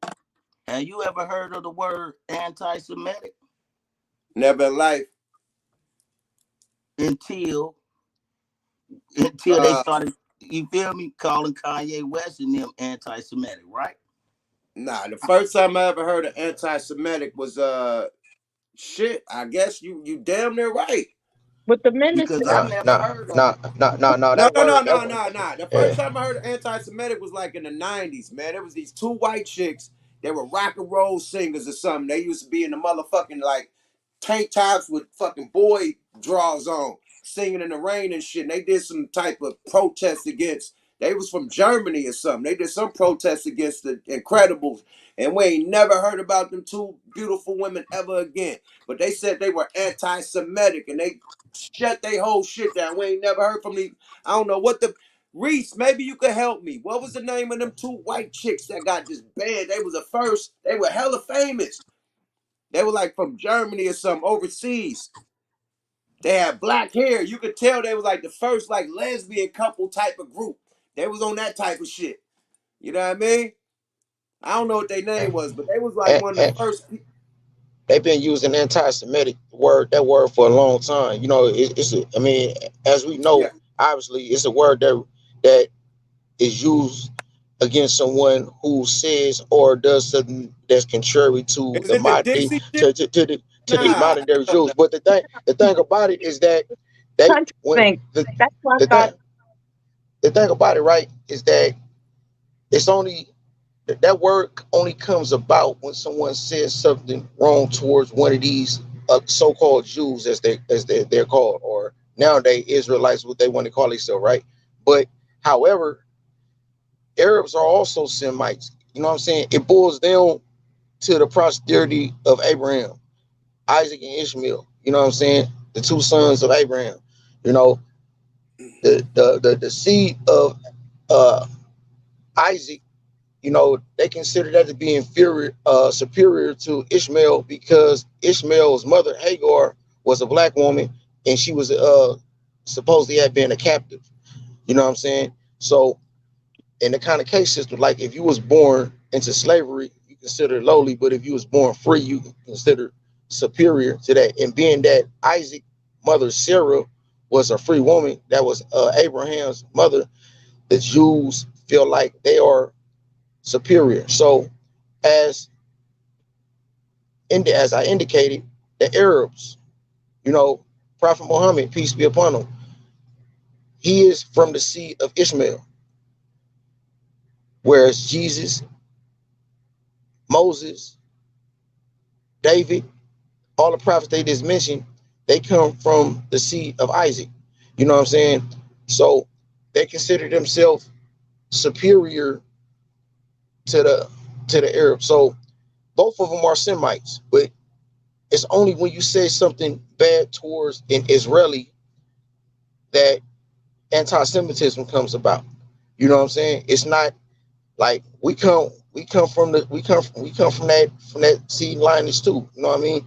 But it's not anti-Semitism when it comes to us. You know what I'm saying? Can I? So we have to really look at it and define what constitutes a Semite. So I just wanted to inject something quickly. Like that word is like a dog whistle word. It's a word that's used to cause one group of people to action. It's like back in I think the 1920s when they were calling everybody communist and taking them to jail and doing all kind of crap to them. So so it's another game. It's the same game disguised with a different name. But the Semites are real. It's a real race of people, though. The Semites are a real race of people. It's just that Yeah. over here, you know what I'm saying? People are brainwashed to think differently, and they rephrase things to suit. So they don't tell who all constitutes what a Semite is. They just say anti-Semitism or anti-Semitic is the bad thing. Okay, we got to break words down. When you is anti something. Okay, so take the anti out. Or not. What is the Semitism? Who are they? You know what I'm saying? They are a people, but who all do they consist of? It's not just people who call themselves Jews. Yeah, so man, I just see them how they are, man. I know that what is it? Ham Amaleks. Them are the ones that's calling themselves Jewish now. Well, Jewish, the synagogue of Satan, and You talking which about they it's talking about the Amalekites. That's how it's pronounced. yeah, Amalekites. okay, yeah. Thank you. And which they are Edomites, right? Esau. Esau is the progenitor, creator race of the so-called Caucasians, which Caucasians come from the name of the Caucasus Mountains, right? Which is somewhere over there in what is it, close Russia or some shit like that, if I'm not mistaken. Right. Yeah. Russian, Germany is one of them. It's no, I think if I'm, it's in the German area. Now Germany it's been redefined throughout history though, but I think it's in Germany. I think it's Germany where the Caucasus mountains are. Yeah, man. Yeah, man. I'm like so eager to know a lot of stuff, man, that what I mean, that I never even like really took the time out. Like I had read the Bible and stuff, but I didn't actually read it until I ran across and I wasn't looking for it, man, at all. It was like, I'm always on YouTube and I'm listening to music and instrumentals and stuff, and it was like one day I had took and I'm going through my things, listening to instrumentals, man, and I seen a video with Israelites on there talking about um and it said Edomites on there, and it was like two white people on there. And I'm like, damn, let me check this out, see what they talking about. So I clicked on it, and immediately they said a certain script, man, and I pushed pause on it, and I went and grabbed the Bible, and I found the same script that they said, and I pushed play. When I pushed play, and I read it along with them, and I seen exactly what they was saying. So I cut it off, and I got to reading the stuff by myself, man. And it's like it was mind blowing to me, man. And I was like, damn. I said, damn. The whole time I done been up inside church, going to church with my family members and stuff like that. I never heard the pastor talk about any of these type of things right You now. want to know why? Because these pastors are not there. For one, the these pastors are not They can't. They they're not can't because religious. they work They're for the not they're not government. They work for the government. It's tax free. They work for the government. This man, the they're slave. not I mean, the they're, motherfuckers. The slave master gave us the Bible, right? And they're it was they're given not to us religious by scholars. a preacher on the motherfucking slave plantation. Now that went from the Okay. plantation to a motherfucking church, and he's still giving us that motherfucking word that they gave us on the plantation, not the full word, not in the detail and description, but the servitude word. You know, That's turn thy cheek, you know what I mean, and all that type of shit. that's the Don't do fact. this, don't do that. You know what I mean? But Jesus was a rider, my nigga. Jesus wasn't no Mm-hmm. motherfucking punk. Yeah, don't turn no other cheek, my ass. Jesus was a rider and a gangster, my nigga. So that was not the no. Hell They no. they're not religious scholars. You know what I'm saying? As they should be. You know what I'm saying? Like when you go to a masjid, It's a you know what I'm saying? hustle, nigga. Fuck that. It's a We hustle. Them niggas getting airplanes, planes, trains, and automobiles on your ass. that's Period. I mean Planes, that's trains, and automobiles. Nigga, and you not getting the word, you're not getting saved, the community not getting shit, the kids ain't getting shit. You broke, you on EEBT, and the new shit at church is that they about to go get your motherfucking check your bank account and look for your motherfucking credit to even be able to come to the church because they think you stealing from God. Nigga, they want all their money, nigga. Yeah, they want to every take, they want a nigga 1099 and they want to check your motherfucking bank account for you to be a part of church right now, nigga. Why is that? everything Because they want your money, nigga. It ain't about saving. What if a nigga broke? I can't come to the church. What if I ain't got a 1099? What if I'm homeless? I It's can't come and get help from God in the congregation? Right. It's about your everything money, my nigga. Them niggas need a new jet and they getting it on your dime, nigga. That's what's going down with the church, nigga. everything Yuck just said is a fact. It's an absolute fact, and I made it that point a lot of times. You know what I'm saying? But I want to build on something that Yuck was showing us, like on the skin color of these holy people that spoke on a lot, right? Peace be upon them all. And the Christian religion was founded in Rome, in Roman Italy. That's where the Christian religion was founded at. Not in Jerusalem or Bethlehem, where Christ is from, but in Roman Italy. You know what I'm saying? By Constantine and the people that he organized that council with. Now, you see with the skin colors of those people. You see with all the manuscripts that get from that documentary. Now, I saw those similar things at different times. It's a fact. It's not the first. I didn't just start hearing that Christ was black in the 2000s. I've been hearing that for a long time, and I've understood that for a long time.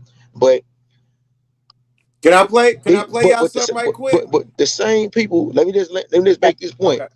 Yeah, The yeah. Pope, the Pope, who is is the holy seat of the Christian religion on earth. Who has the popes been in modern times? White. When they come over here and they establish the Catholic Church, see, they got the black Jesus and all of that over there in the Vatican, right? But they're branch off churches, they satellite churches, and outside of that, in the United States and elsewhere, in South America and all of that, what's the color of these people? They paint them white. So why is these same people who have the actual color of these people giving me and you a whole different look of them, but they claim to be the chief visitors of Christ on earth, and they telling you a lie. So I mean, that just makes my point. That's all. Let me play y'all something, man. This is a different angle, man. This is a different angle. This is a white OG, man. He trying to tell you where they originally come from. This is a white guy from Germany, man. He trying to let y'all know their original origins, man. I don't know about the Esau thing, man. It'll probably be something different, man. Let's check it out. Allegedly. collectively. Hold up.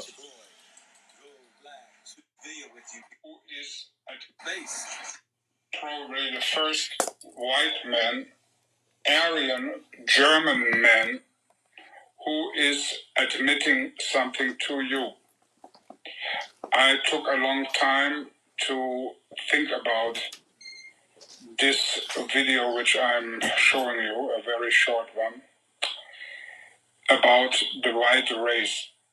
Many of you, dark-skinned people, in America mainly, have had a suspicion for a very long time. White people are not really human. And this suspicion has been around for a long, long time. And like any suspicion which is around for a long, long time, there is a little bit of truth to it. I want to admit today to you that white people. Do you want to rebuild your gums and teeth while getting rid of Look at the commercial pop up. Oh, that shit popped up. Originating from Northern Europe are called not aliens, they are called Aryans. Sorry about that. My brain don't function so well today. These white people are not really human from this earth like black people are, Indian people are, Asian people are. Yes, they are all humans. We white people are actually a minority, and we are, let's face the truth, also called the tall whites. Not all of them are, not all of us are tall, not all of us are completely white, but in general, that's what it is. And as some of you may know, the tall whites are not really earthly human, but we're coming out of space, out of another galaxy. We are not human as the rest of the human race. We came here from another star, we white people, in order to control the world. We white people all have a secret code, a secret language under each other.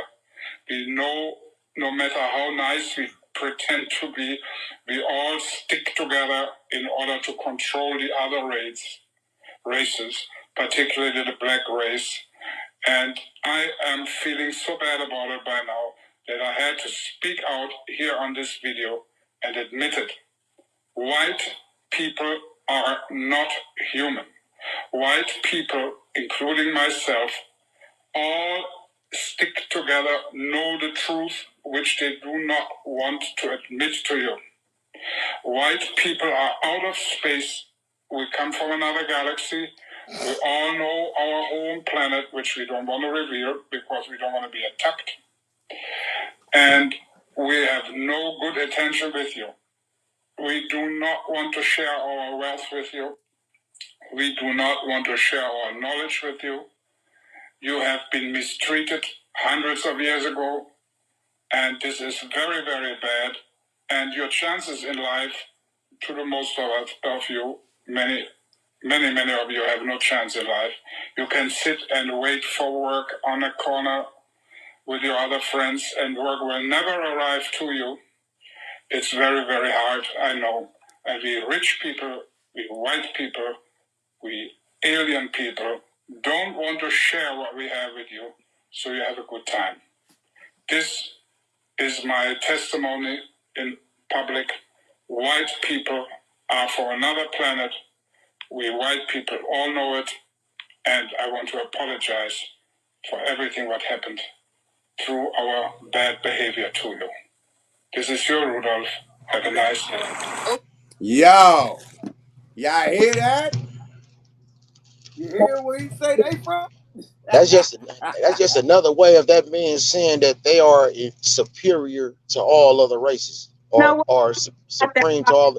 is too, that he was kind of saying that he was superior. Like, we are not from this planet. And we're sorry about our treatment of you because, we're better than you. You We got, Nah, you got secret yo, language. yo. Now let me land on some shit, right? Okay. Hitler also believed this, right? They said Hitler was time traveling, my nigga. Hitler disappeared in Antarctica, my nigga, and haven't been seen since. He was on the run. He disappeared. They ain't got no body. They ain't got no graveyard for Hitler. He just disappeared, and you know what I mean? Now, rumored that he was taken up in a spaceship. This is rumors. You know what I mean? Also, it was rumored that fucking Trump's granddad, time traveler too. He was doing time travel. So I don't know. You know what I mean? Hitler believed that the Aryan nation did come from the stars. You know, they said that the technology that he got, you know what I mean, was definitely from some enhanced shit because America, we got the bomb from them, right? We kidnapped they scientists, and right? That we kidnapped they scientists after we used our after we had developed ours. You know what I'm saying? We sophisticated our weapons. Well, You know they what I'm had it saying? first. With They their had it knowledge first. though. They had it Well, first. that's debatable though. They had it first. They had the flying saucer with the they had the flying saucer with the guns coming out. They had that first. Hey, the boy got the motherfucking he got the symbol, you know what I mean? It's from the hieroglyphs and whatnot. That boy knew something. Let me just say this, right? Got it from Do, they do got you it from if, the if glyph. if you know how far apart the planets are and how far it would take for somebody to get from one extreme to another, you know how advanced your technology have to be. You know what I'm saying? And the kind of hands up you would have, the advantage you would have over somebody on Earth at that time. Now, if Hitler had that kind of technology, man, he would have won both wars. Hitler did one. He disappeared. You they win. didn't kill him. They Hey, did not kill this man. He won. Where's Hitler body at? I'll wait. you Why win. do they still meet all the motherfucking nations? They go out there, they go to that goddamn up That's a there. whole that's a whole different conversation. We talking about secret No, nigga, societies now. that conversation has to do with Hitler too, because he's But, up but there. but I'm saying, but we talking about secret societies now. Allegedly, That's allegedly, allegedly, allegedly, allegedly, allegedly, allegedly. I mean, you know, that's a secret society conversation. But Yeah, but that's uh, what I'm saying. And all this conversation is about is secret society, bro. We but hearing shit about we like on some real shit. I'm a real conspiracy dude. We seeing shit like what's the boy name? Dave. He doing all the books about the reptilians, the shapeshifters and shit. They showing footage of fucking government officials and shit, eyes and shit changing, all types of shit, That, shape shifting that right there in the motherfucking office. word You know what I'm I gonna mean? tell you, Shape shifting on television, my I'm nigga. gonna I'm gonna So, tell you why when, this. I'm gonna huh? tell you why this is nothing new. I'm gonna tell you why this is nothing new, yup. You know what I'm saying? And you go agree with me on me when I make this point. You know what I'm I'm saying? saying there's You know, nothing new. I'm saying that it got to be something to it. as as we all understand that the Egyptians throughout history, the pharaohs were black, right? Who is their god? Ra. You know, the sun god. You know what I'm saying? What do they associate the pyramids, you know what I'm saying, as being some kind of instrument of some terrestrial creation and design, Hey, right? You know what I'm saying? So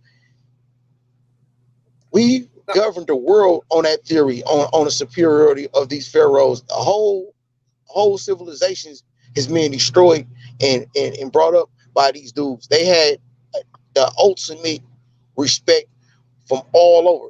Now, you don't think these Europeans, man, who was hiding over there in them caves, man, wanted to find some kind of way to insinuate their supremacy? You know, when they started to gain some kind of edge up and create their narrative, you know what I'm saying? They stole those theories that they stole from us and just reformed it, just reframed it, rephrased it, because they don't have no real proof to back up anything they're saying. That's just like the Greeks. You know, they had demigods.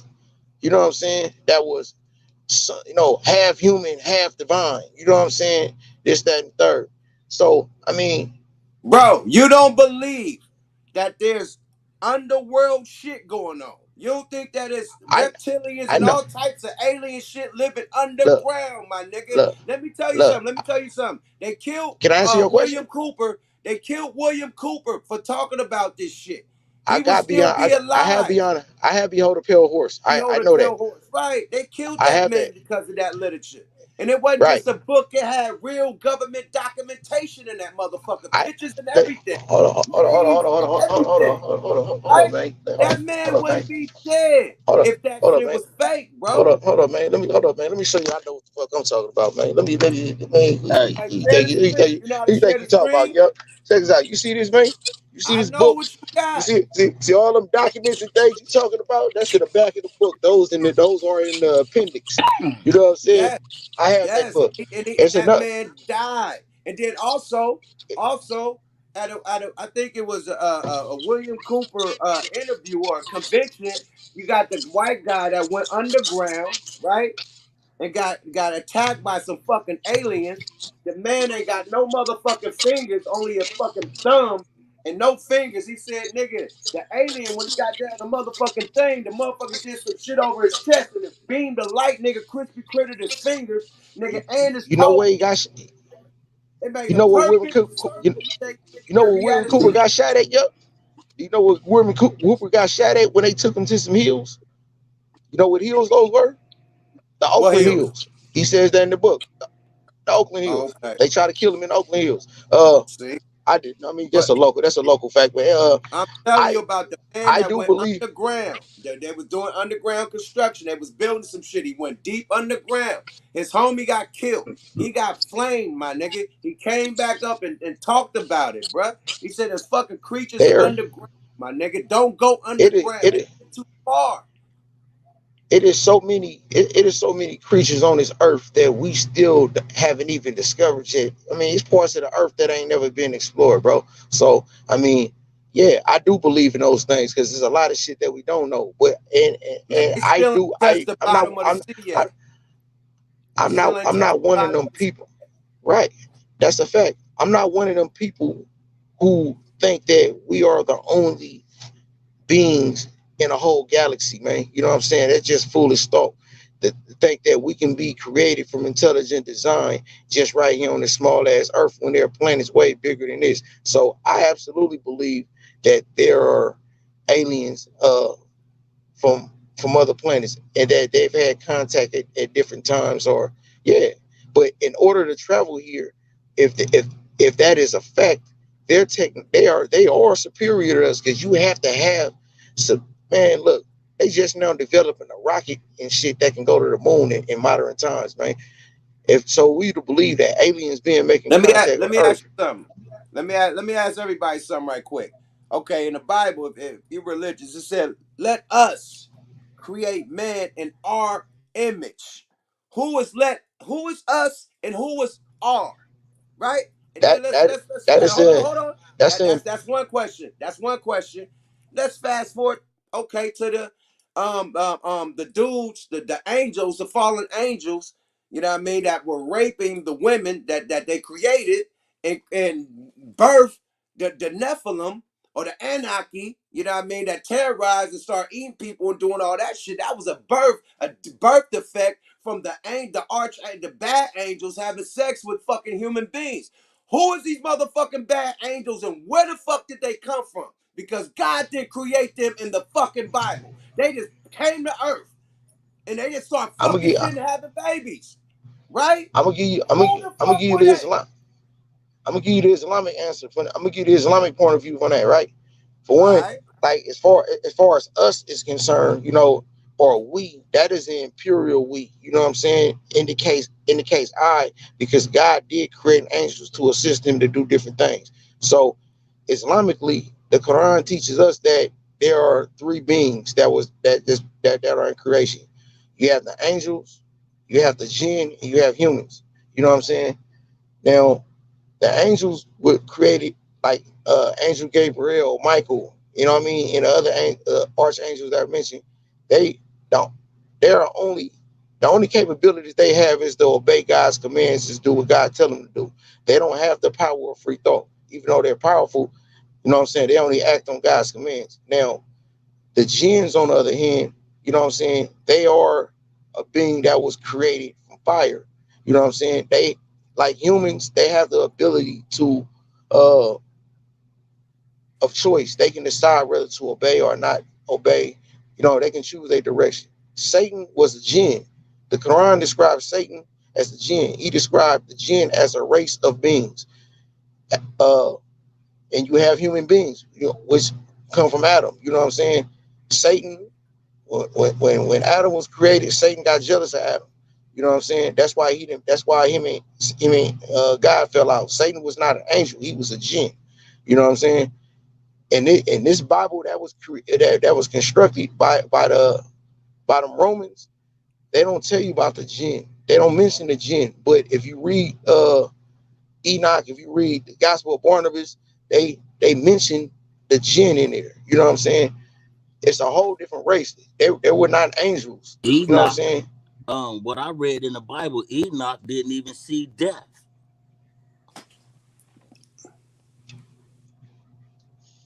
at all. What scripture is that? I mean, Uh, I mean the Quran, the, nah. That's all in Genesis. the Quran say Jesus didn't They die either. mentioned Enoch in Genesis. Yeah, hold up. Then why The they put Quran the say that Jesus the Quran mentioned that Jesus didn't die either. He said that they truly disbelieve who say we killed the Messiah, Jesus, son of Mary, but they killed him not for certain or crucified, but it was made to appear to look like they did. You know what I'm saying? So we believe that it was Judas that was actually on there, and God said, Allah said that He took Jesus up into Himself. So if God can, it's believable, because if God can create Jesus of a virgin birth, why would He not be able to deceive the enemies of Jesus and bring them up? God has the ability to do anything. So, I mean, you of still course, haven't answered my question, man. So you basically I saying that did. the people that were raping the women are jinn. Yeah, Okay, cool. because the But you angels don't. still The angels don't have the ability. The angels don't have the ability to do anything other than what God direct them to do. God ain't gonna direct the angels to do something unholy like that. You so know what I'm saying? The jinn, yeah. okay, so in the Bible, why didn't it just say so? Boom, God started, and then He made the angels. You know what I mean? The jinn and whoop whoop whoop. Then He started making humans. Why They does it are sound like they that? are when they constructed the Bible, there was thousands of gospels, man, and there were 12, and to that point, it was 12 disciples of Jesus. Now, one of them betrayed him, but it was 12. Why do you only have four gospels in the Bible, and three of those people wasn't actually even associated with Jesus? You know what I'm saying? And they would, nor was they written by the people who they were named after. So this is to my point.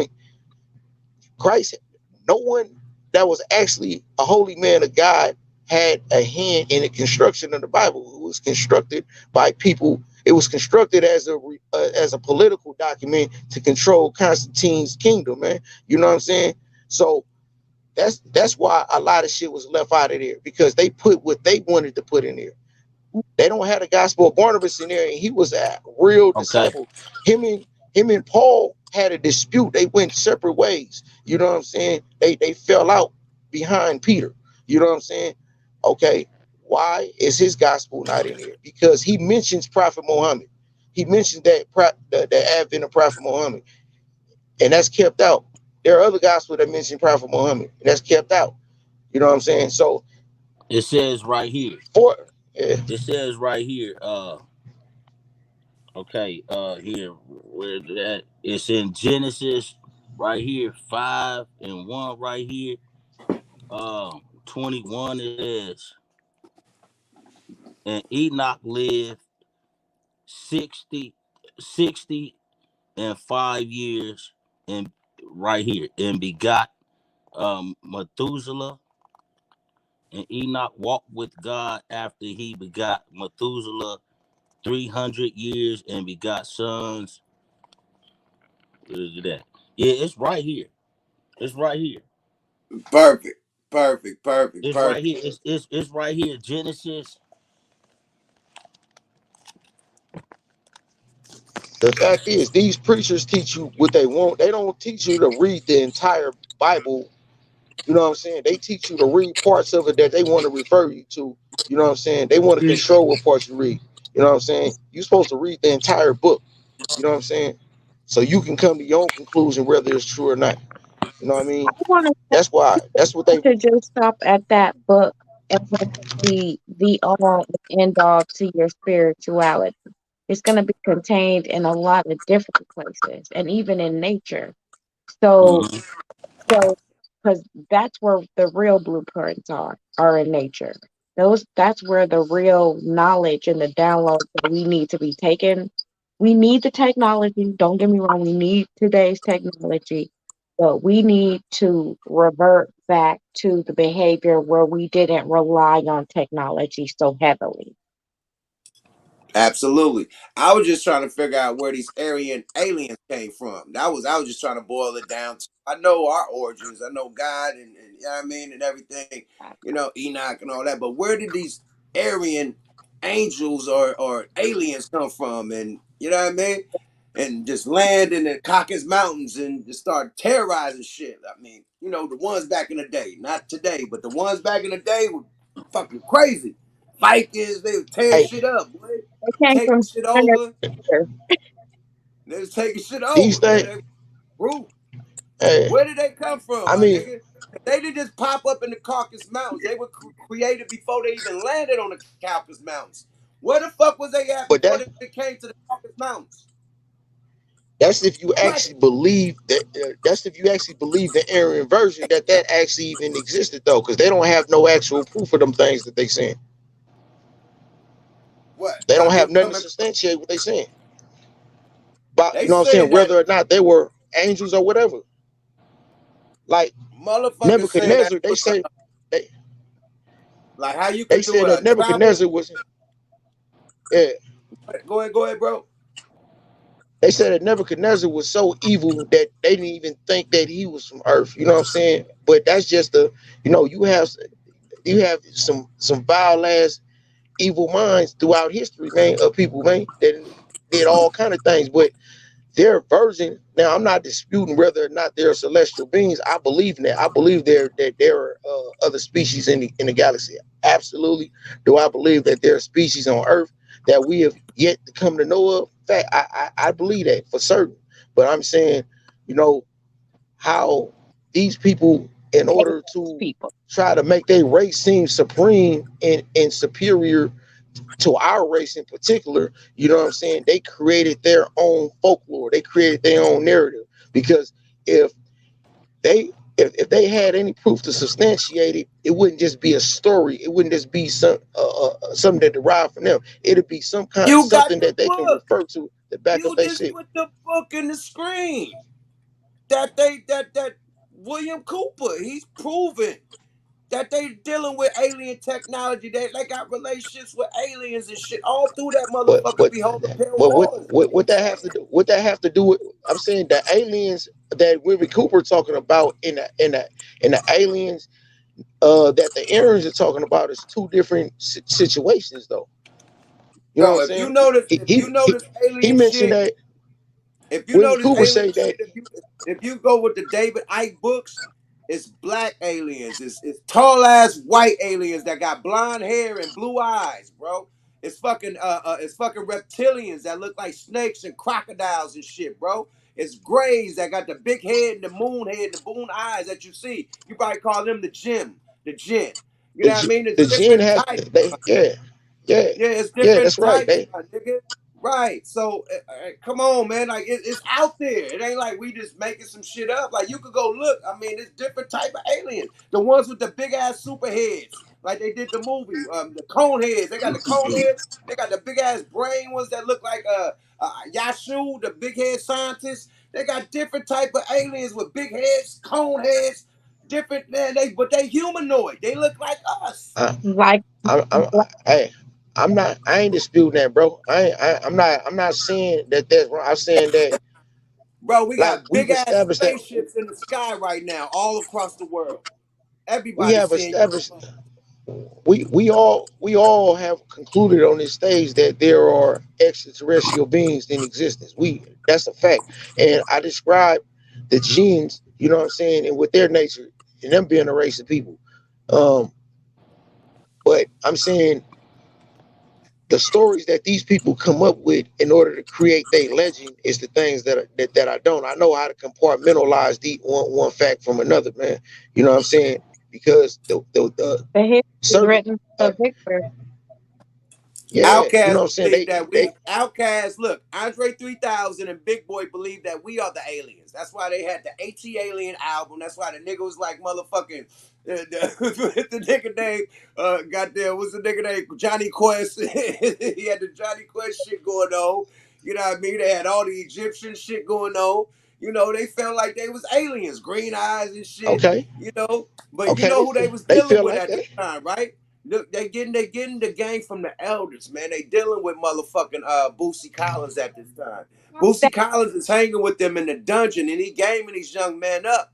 You know what I mean? He They got them getting the niggas off from a the bunch of elders, psychedelic bro. drugs, nigga, and they hallucinate, man. Man, the elder is telling you, bro. I'm just saying, you know, Boosie was fucking with some shit, but still, like the OGs got the game. No matter what type of drug they fuck with, they still got the knowledge. You know, Nah, the man, shit that we don't I'm learn. not, I ain't discrediting you. Like you my elder, my nigga. I ain't discredited, blood. You know what I'm saying? I ain't discredited at all, bro. I'm just talking shit on that. You But know what? I'm saying, yeah. Let's get on some lighter shit, man, because this shit got niggas clashing and shit, man. I think we all right, man, in our own point of view. You know what I mean? Our own sense of what we talking about, how we land, and I think we all correct. And me, I'm just speculating. Y'all all correct. But me, I'm speculating because this shit I done heard, you know what I mean? I'm just throwing the other side of the coin out there, you know what I mean? But this white guy had a good point of view because it's not the first time I heard that. And that's why Hitler and all them dudes was doing their thing because they felt the same way that this white man was saying on this goddamn clip that I played. And that's the moral of the story, man. We can move on, you know what I mean? How y'all feel about the finesse 2 times situation? Man, shit, man. I heard about it. I'm like, shit, man. Really? It's just like shit. Niggas can't have no fun, really, man. To be honest with you, you know, you always gonna have them ones that's gonna hate a person from doing what they do best. You know what I mean? Don't want to see you win. You know what I mean? And that's us, bro. Stiff neck. You know what I'm saying? Shit, don't nobody else do their own kind that way, bro. I'm being honest. Look at the music. Shit. We ain't got not one person that make music that write a lyric or bars that say some shit like I'm gonna kill a white man today. You know what I mean? Shit. You ain't heard of Story X then? Tonight. The who? Tonight. You ain't heard of Story X then. You Yeah, know what I'm saying? yeah, nah. I don't know who that is. See, I'm more of an underground type of person. I like underground artists and underground Hey, music. You see what I'm saying? let me ask you two questions then, bro. Yeah. For one, how old are you? Me? Hold on, this I'm, is what happened. Yeah, how old are you? yeah, I'm 35, man. Okay.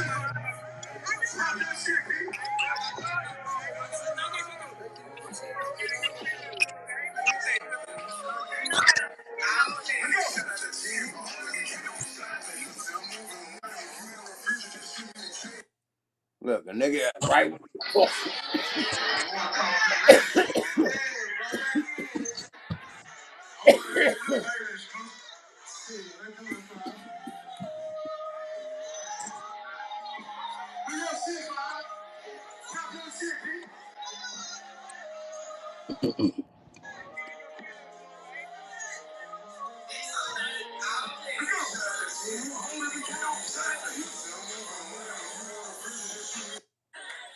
Mm,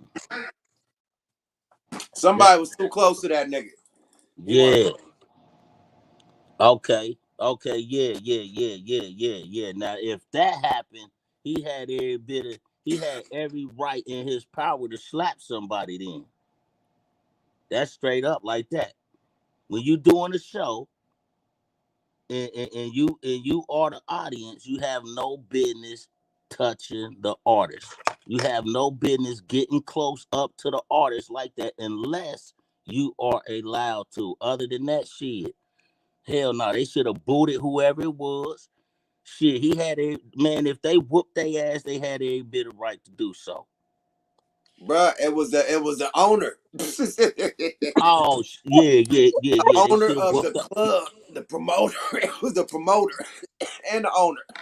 Oh yeah. He had every right then to smack the fuck out the owner and the promoter. Then shit, I'm just keeping it real. That's a businessman. Shit, you ain't gonna walk up in another motherfucker's establishment and go put your hands on this motherfucker right here just because. Just say a car owner, a car dealership. You ain't gonna walk up in there and go put your hands on him because he ain't gonna sell you a car. So shit, that's man. Hey, shit. Hey, if he did what he did, then he had every right in his powers to do so. Shit, you gotta protect your business. Shit, that's just that, man. Hey, you know. But on the other half, you do have the ones that don't want to see you gain, man. You know what I mean? And that be the house niggas. That be the house niggas, man. The house niggas hate to see the field nigga gaining. I'ma keep it real, man. I'm a field nigga, man, until I die, man. You know what I'm saying? I'ma keep that shit real, man. You know what I mean? I'm strictly for my people. That is it, man. You know what I'm saying? That is it, and that is all, man. We gotta win. We gotta stop being stiff necked, just like the Most High said, man. He already knows. Shit, we stiff necked. You know what I mean? We don't want to see each other gain. We don't want to see each other win. And that right there alone is what's keeping us down, man. That's what's keeping us apart from each other, man. It's keeping us from really gaining what we supposed to gain and standing up. There's more of us than them. Absolutely. I think that people just be getting too comfortable with artists.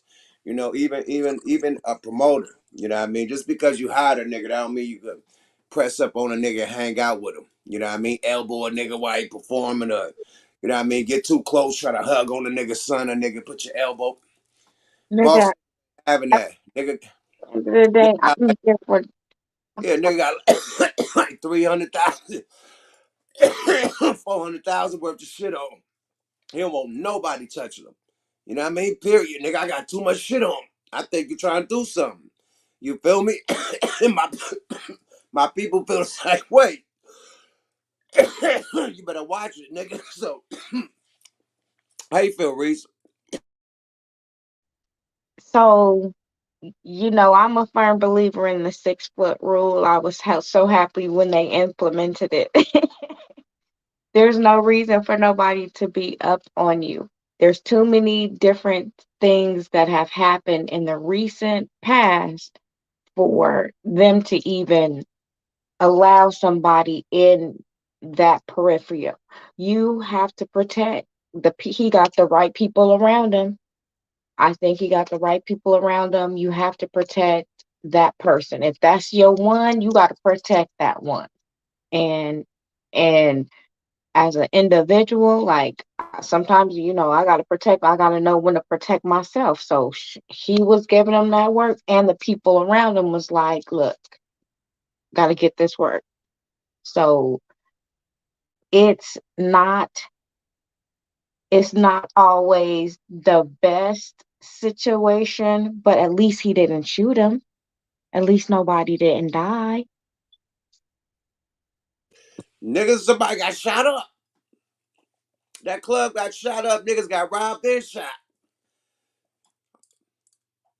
Oh, okay. So see, I didn't see the part. I just saw the backup part. The club owner got robbed and shot.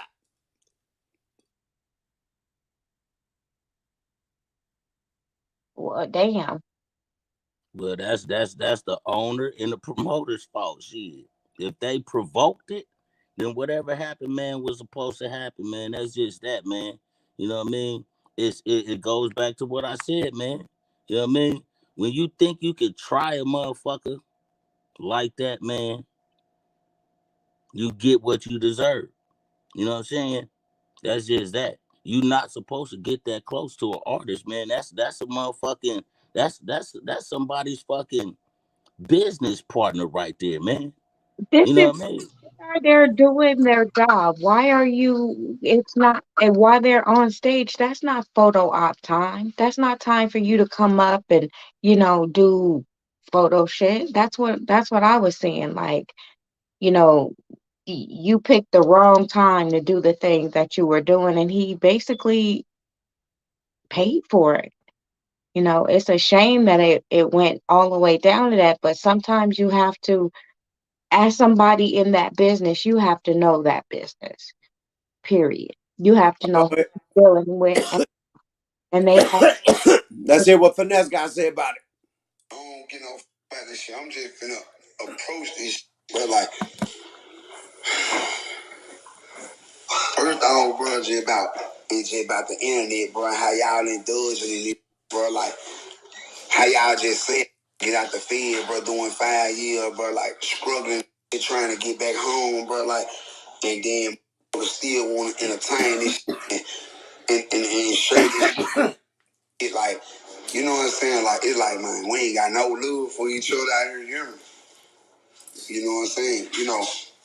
And y'all know how I'm coming. Like, I'm a beat player, so it's like I move a certain way. I abide by a certain type of laws. You know what I'm saying? I move a certain type of way, and y'all don't know that. Y'all not. You know what I'm saying? Y'all ain't getting what the going on. You know what I'm saying? Even the promoter. Listen, I done went live about promoters, man. I done went live about promoters, man, about 3-4 times, man. You know what I'm saying?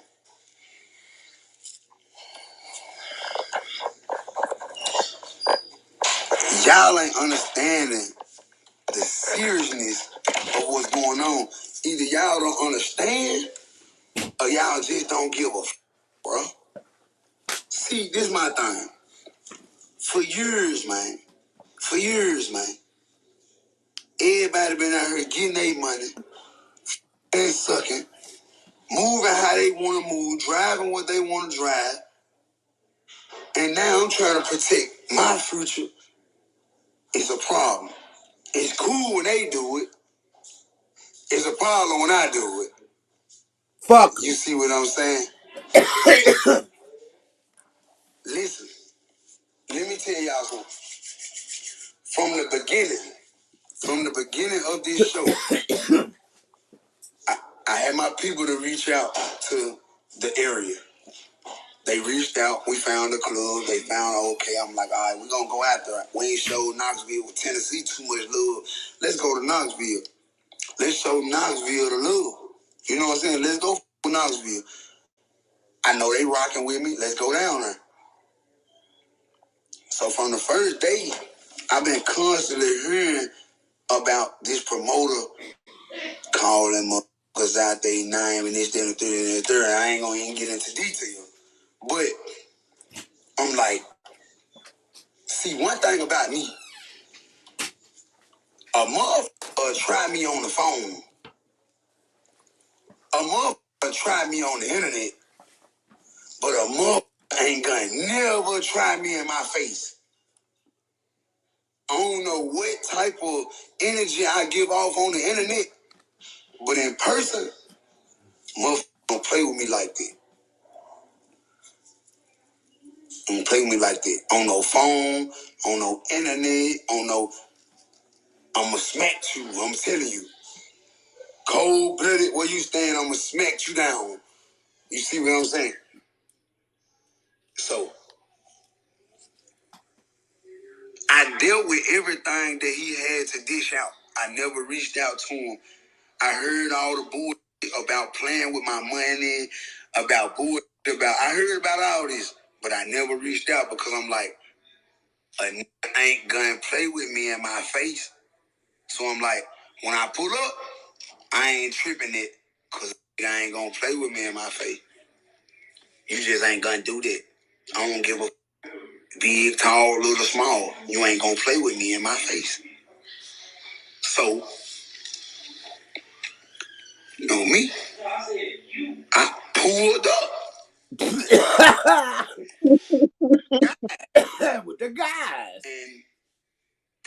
professionally too. Professionally. Guy. And when I get to the club, my manager hop on the sprinter, he like, bro, talking about y'all ain't gonna be able to leave with the money until you perform. Hold on. Pause. Freeze, please. I rented this club out. Mm, I paid you to rent this club out for the first. I right. supposed to get the money off the door. I don't owe no. I owed it him now. I ain't no capping that. I supposed to gave him 10% of the cut, right? I'm in full compliance with it. I'm cool with it. I ain't tripping it. Okay. It done got to the point where can't nobody else check on this nigga that heard from me. So get what I do? I jump off the sprinter. What it did? Cause get what? I ain't ducking no wreck. But I don't want no problem either though. Said let me get my dough rate me if I so late. Come clean like the wash machine. I came for that. Put it in my mitt, man. Put it in my mitt, man. All right. So Alright. I jumps off the sprinter. I'm like, what on now? Here he come. Here I go. So I'm like, what you mean I can't get my fitted walk?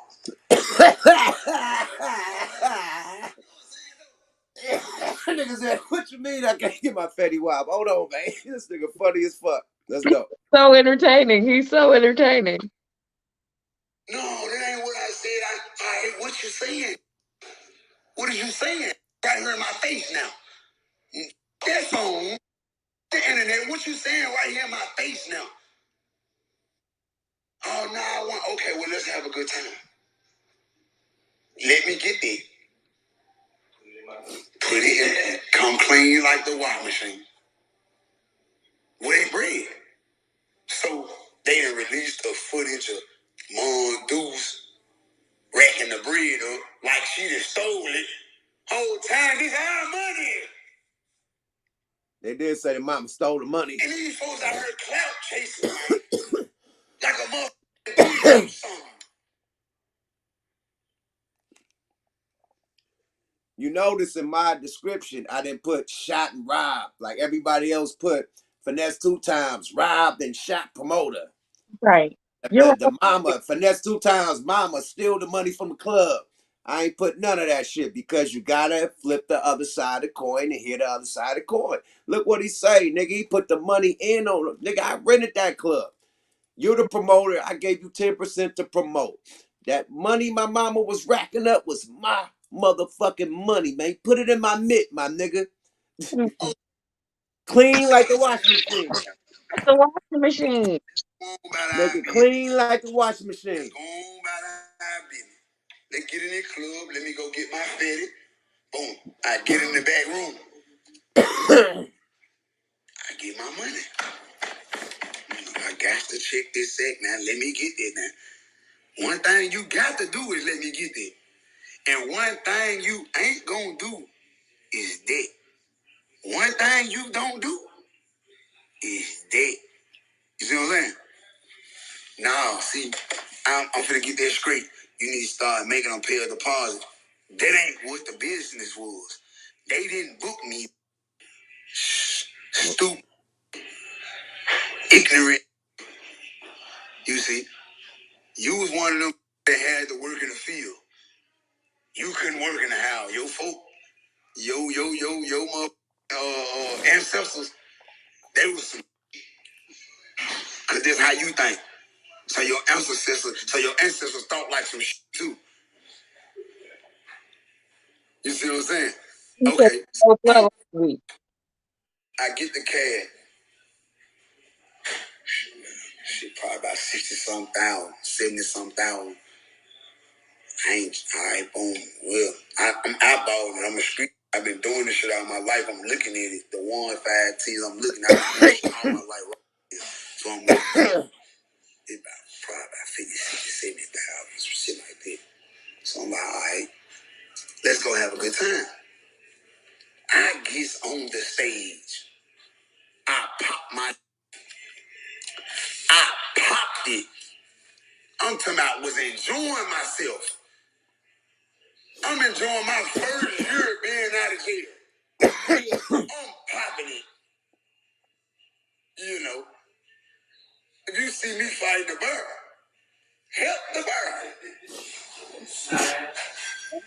Don't help me. I don't need you, man. Help the bear. I'm popping it. All of a sudden, I say, hey, let me do it for the ladies before I roll. Let me tell y'all some cold blood. I ain't even forced to perform this song. I don't even forced to be performing this song. I did it just because they were showing me so much love. They were showing me, so I said, man, let me do it for the ladies one time. So I jump off stage. I want to speak, I get in P mode. You know what I'm saying? I sit on the speaker. So my little brother right next to me, it's the honest God truth, y'all. My little brother right next to me. Take G. So he tell the owner, like, listen, I'm Finesse, man. I'm around with $300,000-400,000 worth of jewelry on. I told you. So when I'm in the public, my people is around me, not people we don't know. Told you. Understand? I done had hits put on me.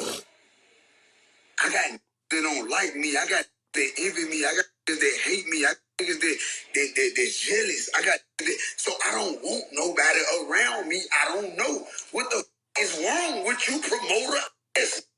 With you, club jumping. Y'all ain't understanding it. I am on federal probation. Some niggas don't know about you 6 to 9 months doing this. You blame this. I'm talking about real charges, aggravated, no misdemeanors, you man. And playing with my freedom, my life. And all I'm trying to do is give me some money, man. Raise my kids to be different than I was, and you niggas playing. Make sure everything lined up, man. Make sure I got somewhere to park it. Make sure the stage clear. Make sure this, make sure that.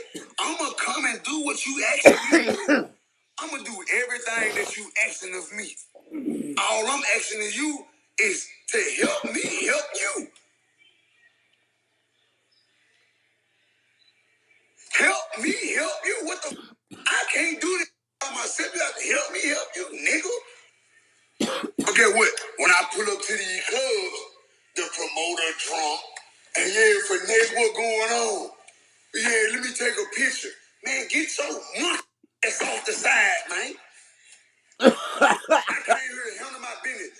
Let's take a picture on the inside, man. What the your monkey ass right here back for? I'm on federal probation. And right now, guess what? Get what? If my probation officer feel like they want to call me and say, hey, you can't do no more shows.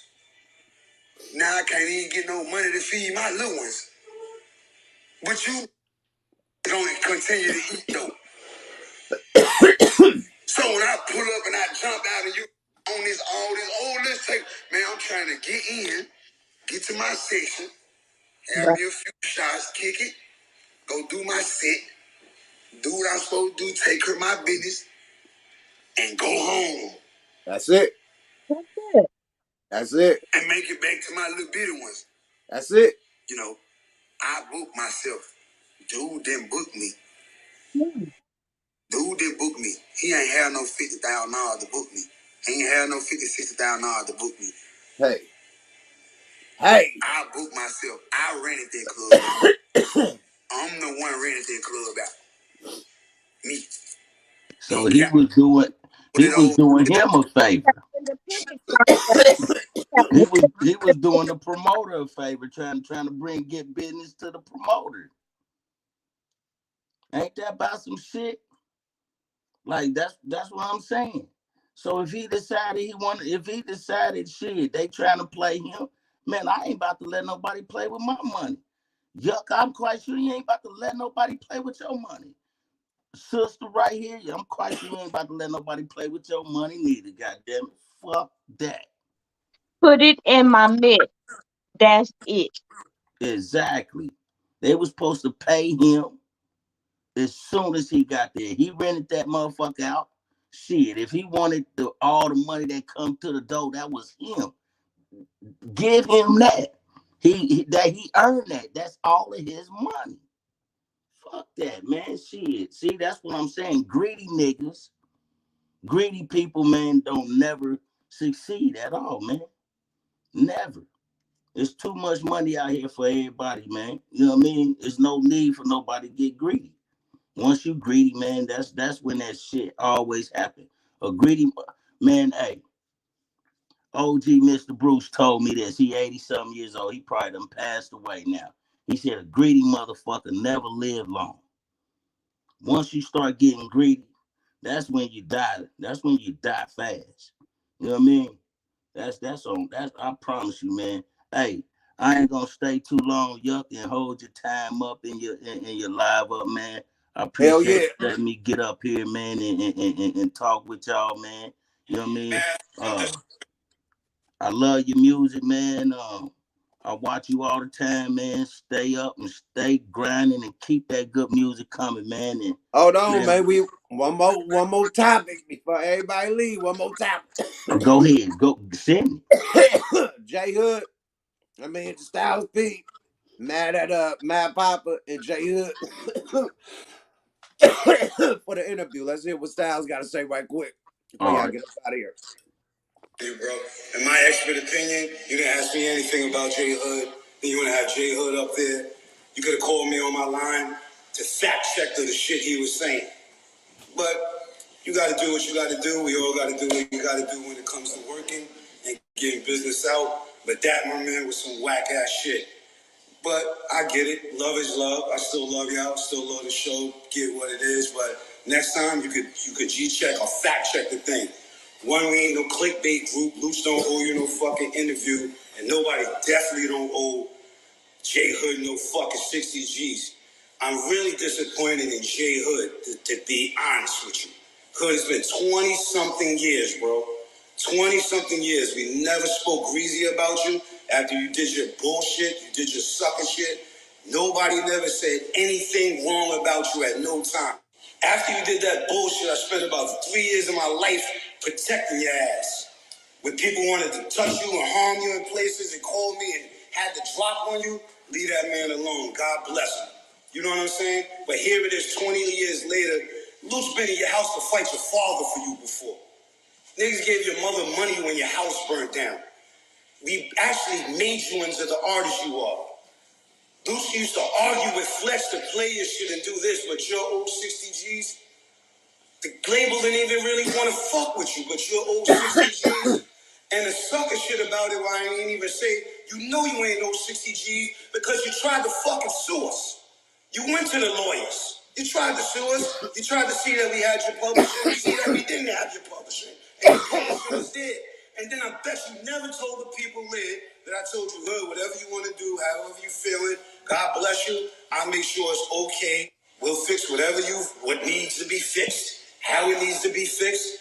But you still went and did that sucker shit you did. So the niggas never wanted to fuck with you. And 20 years down the line, you are still bitter and using our name for attention. Why didn't you make successful albums in them 20 years or do something with your time successful? That is on you, my brother. You're not part of D Block because you ain't cut from the cloth we cut from. We would never turn around because we ain't happy or the niggas who took never gave shit to, that gave you your name, your look, your fucking everything, and you wanted more looking at other people and you didn't get it, so you... Hold up, swole up. J Hood, my rap partner. You know what I mean? Shout out to J Hood. We the savages, man. I'm just playing Styles P. You know what he have to say about the situation. Moscow gonna play Math Hoffa response and JHOOD's response. We just getting Styles P. This what kicked up the uproar. You know what I mean? Let me give y'all, a little history. Math Hoffa, my expert opinion. They just did a interview recently with my brother Shaheen and my rap partner JHOOD. You know what I mean? Dope ass interview. You know what I mean? A lot of history. And this what he was saying, what my nigga Hood was saying on Math Hoffa, you know, us, rocking together. You know what I mean? I knew all the matter of fact, I interviewed him and he basically said the same thing. You know what I mean? So when I heard it on Math Hopper, it's like, yo, he already said the story to me. You know what I mean? It ain't nothing like he's making up. He just is his story, and it wasn't a backlash. You know what I mean? We didn't hear nothing from the locks from my interview. I guess mine wasn't big enough, you know what I mean? But he was on a big enough platform and it made noise, you know what I mean? So Styles feels some type of way. And we're gonna hear what Styles have to say, then we're gonna go into Hood, man. You know what I mean? And get both sides of the coin, man. But I think me personally, like I told Hood, I just want brothers to squash it, get past it, you know what I mean, and continue to live their legacies, you know what I mean? And hopefully they could, do a whole tour together, a D-Block tour, everybody come back together like No Limit came together, like Bad Boy came together. It's possible, man. So, all I can do is hope for the best for both sides, man. But right now we about to play this little drama. Yada da. Decided to flip. You ain't like us. So that's why it didn't work. But I'm offended that you didn't just go up there and actually fucking apologize. I don't know why you didn't just apologize. How the fuck are you a co-founder of D-Block? Are you fucking kidding me? I love you. I wish you the best. God bless you. Keep doing what you're doing. But keep our fucking name out your mouth, man. Keep our name out your mouth, and anybody, you speak on our name with respect. We showed you niggas what loyalty is, what honor is. I don't care about clickbaits. I don't care about interviews. Do your shit and get it right. J Hood is not D-Block because when he did the sucker shit, he didn't have discipline, dedication, and determination. So, boom, that's all it is. But All right, that's all it is. That's all we need to hear. You know what I mean? That's all you need to hear. Yeah, man. Hey, man. I remember when I was young, man. I wasn't even allowed to listen to your song, Yuck. That five, Oh I got shit. 5 on it. My mama whooped my ass if I had listened to that shit because she knew what y'all was talking about. I didn't. Right? But eventually, I got a whiff of y'all shit, man, and fuck with y'all, man, y'all music and shit like that. Man, anytime I support y'all, man, I support your movement. Anytime you looking for a nice breed of dog, that's what I'm into. I breed full-blooded German shepherds. Um, my next litter would be somewhere around about May or June. Uh, y'all stay up and y'all stay safe out there, man, and stay 10 toes down in the mud with it. And if you got a chance, man, you check out my artist Meal Bill, the King of Boise. Out of Boise, Idaho. I'm from Dayton, Ohio, man. One love, y'all. They in the building. Yeah, cool, fam. Yup, man. Thanks, man. Nice talking to y'all, man. asking me questions about, US Hold on.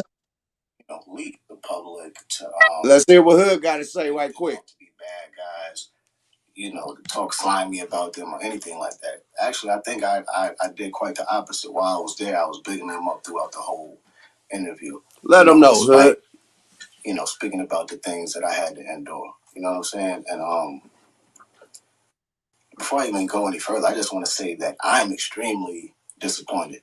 I know P said that he was disappointed, but I'm highly disappointed. You know what I'm saying? Because first and foremost, of the fact that it's P who's responding, and secondly, because of the things that he's saying. You know what I mean? Like his response contained about 90% of untrue shit, and the other 10% was true. You know what I'm saying? Obviously, I give him that, but you gotta be real. I'm real disappointed, man.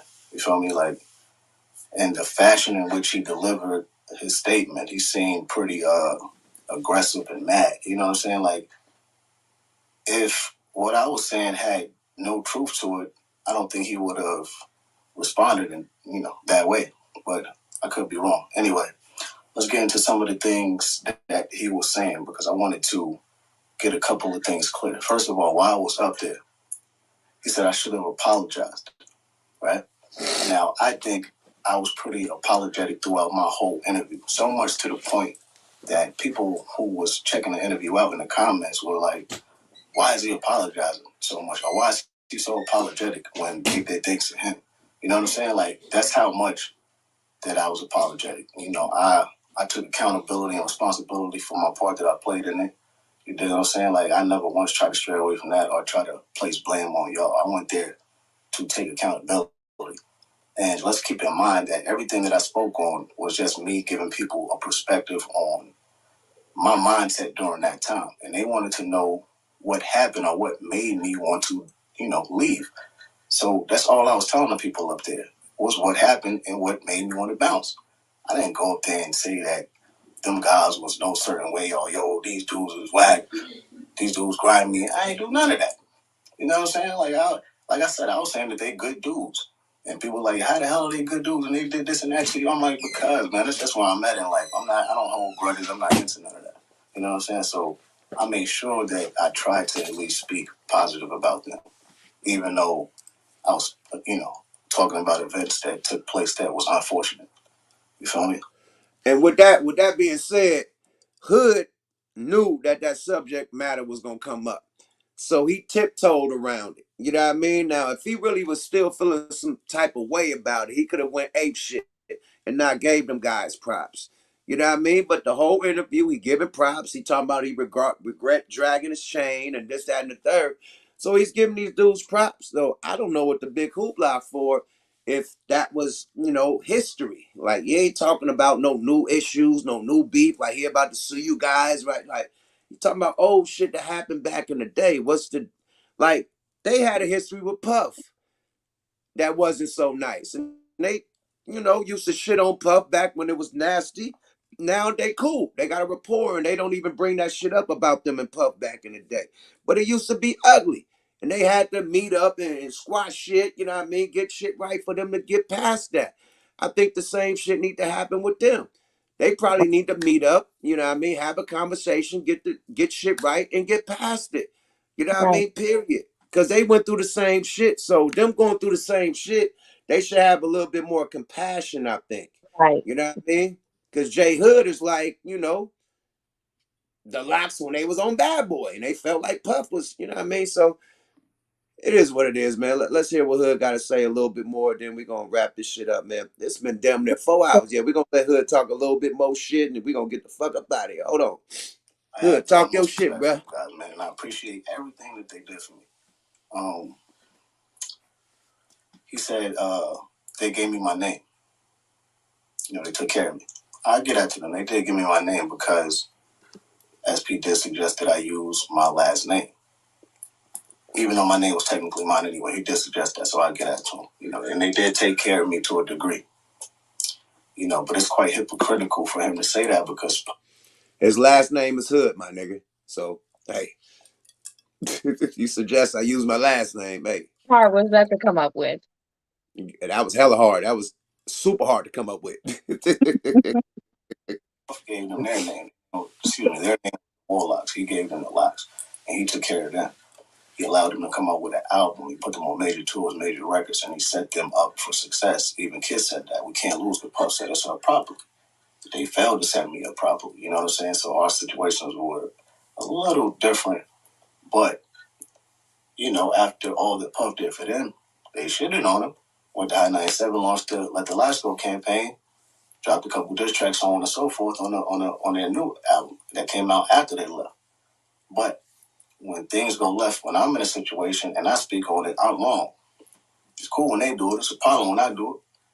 You know how that go. Hey, we're gonna end it on that one, man. That, He took the words out of my mouth. I just basically said that before he. Hey, man.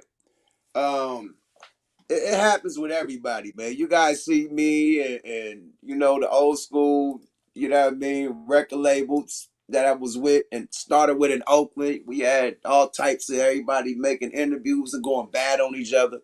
And at the end of the day, we had to finally see each other in person and be like, bro, are you serious? Like the niggas was like, man, come on, man. And it really just squashed the shit because we all look like clowns because we all rock with each other.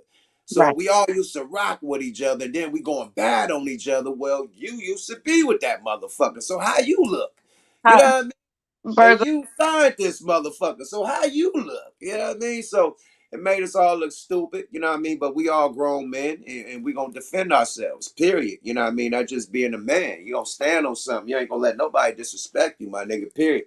No matter if it was a business partner, a record label owner, a best friend, you know, associate or whatever. You gonna stand tall on something. Period. And hopefully, you know, that the message be sent and don't have to go to no street shit. But other than that, man, it happens with the best of crews. You know, the Wu-Tang wasn't too hot with each other, but they stuck it out. they You know did. what I mean? They did. And it's all a like what people are failing to realize is that when a lot of you guys got in the business, you were in your teenage years. Things. And didn't know the business. Now 20, because when you don't really get that brain development that you really need until 25. So you were putting business deals that one, you haven't been prepped for, and two, that you probably mentally can't understand. Next, who is the mediator? It needs to be a mediator in every situation, like you said, that the calm head. Hey, man, listen to this. Well, maybe, maybe he meant it this way. Maybe you just taking it this way, but maybe he meant it that way. Why don't you take a minute to have a conversation with that man so you can really find out what he means and tell him personally how it made you feel, and let it be addressed between the two of you. Because again, you're men. Address Right. it with each other and solve it. It can be solved. Anything can be solved with the right conversation. But this the whole thing about the podcast situation because Mav Hopper got through under the bus too with this one. And I had to talk with Zoda Rosa about this. I'm like, bro, have you ever got backlash for an interview you did? You know what I mean? And where niggas wanted to try to fuck you up because of the interview you did. He like, hell yeah, I'm going through that now. I said, see? Now, when y'all went bad on me because of the JT the Bigger Figure interview, y'all was all hella mad at me. Now you doing the same shit and motherfuckers going bad on you because you interviewed somebody they didn't like, right? Now, how Right. you deal with that, man? I tell a nigga to do. You ain't get at the nigga, boy. Don't come at me with that bullshit, boy. Hey. I say the same shit though, but y'all came at me like that though. He's like, bro, I understand that we was wrong, you know what I mean? That you just a motherfucking dude that's giving a person, you know, a place to speak. Now, if Oh, you ask them that question, or if you, you know what I mean? What the shit called when you instigate? So if I oh, instigated this shit, like, oh fuck niggas, man, what you got to say about it? And then instigated it, cool. But if a motherfucker just jump off and just talk his shit, I have no control of that. So the same thing with this Math Hopper situation. You know what I mean? He asking, what went bad? Why, you ain't with D Block no more. Then J Hood breaks down the whole story, and the story, got some highs and some lows about, what happened. But since the lows came out, now the dude Math Hoffa is getting heat for doing the interview. And it's like, come on, bro. We content creators. We can't control our guests. However, they want to speak on something that they had in the past, as far as their history, that's on them. that You can't blame me for that.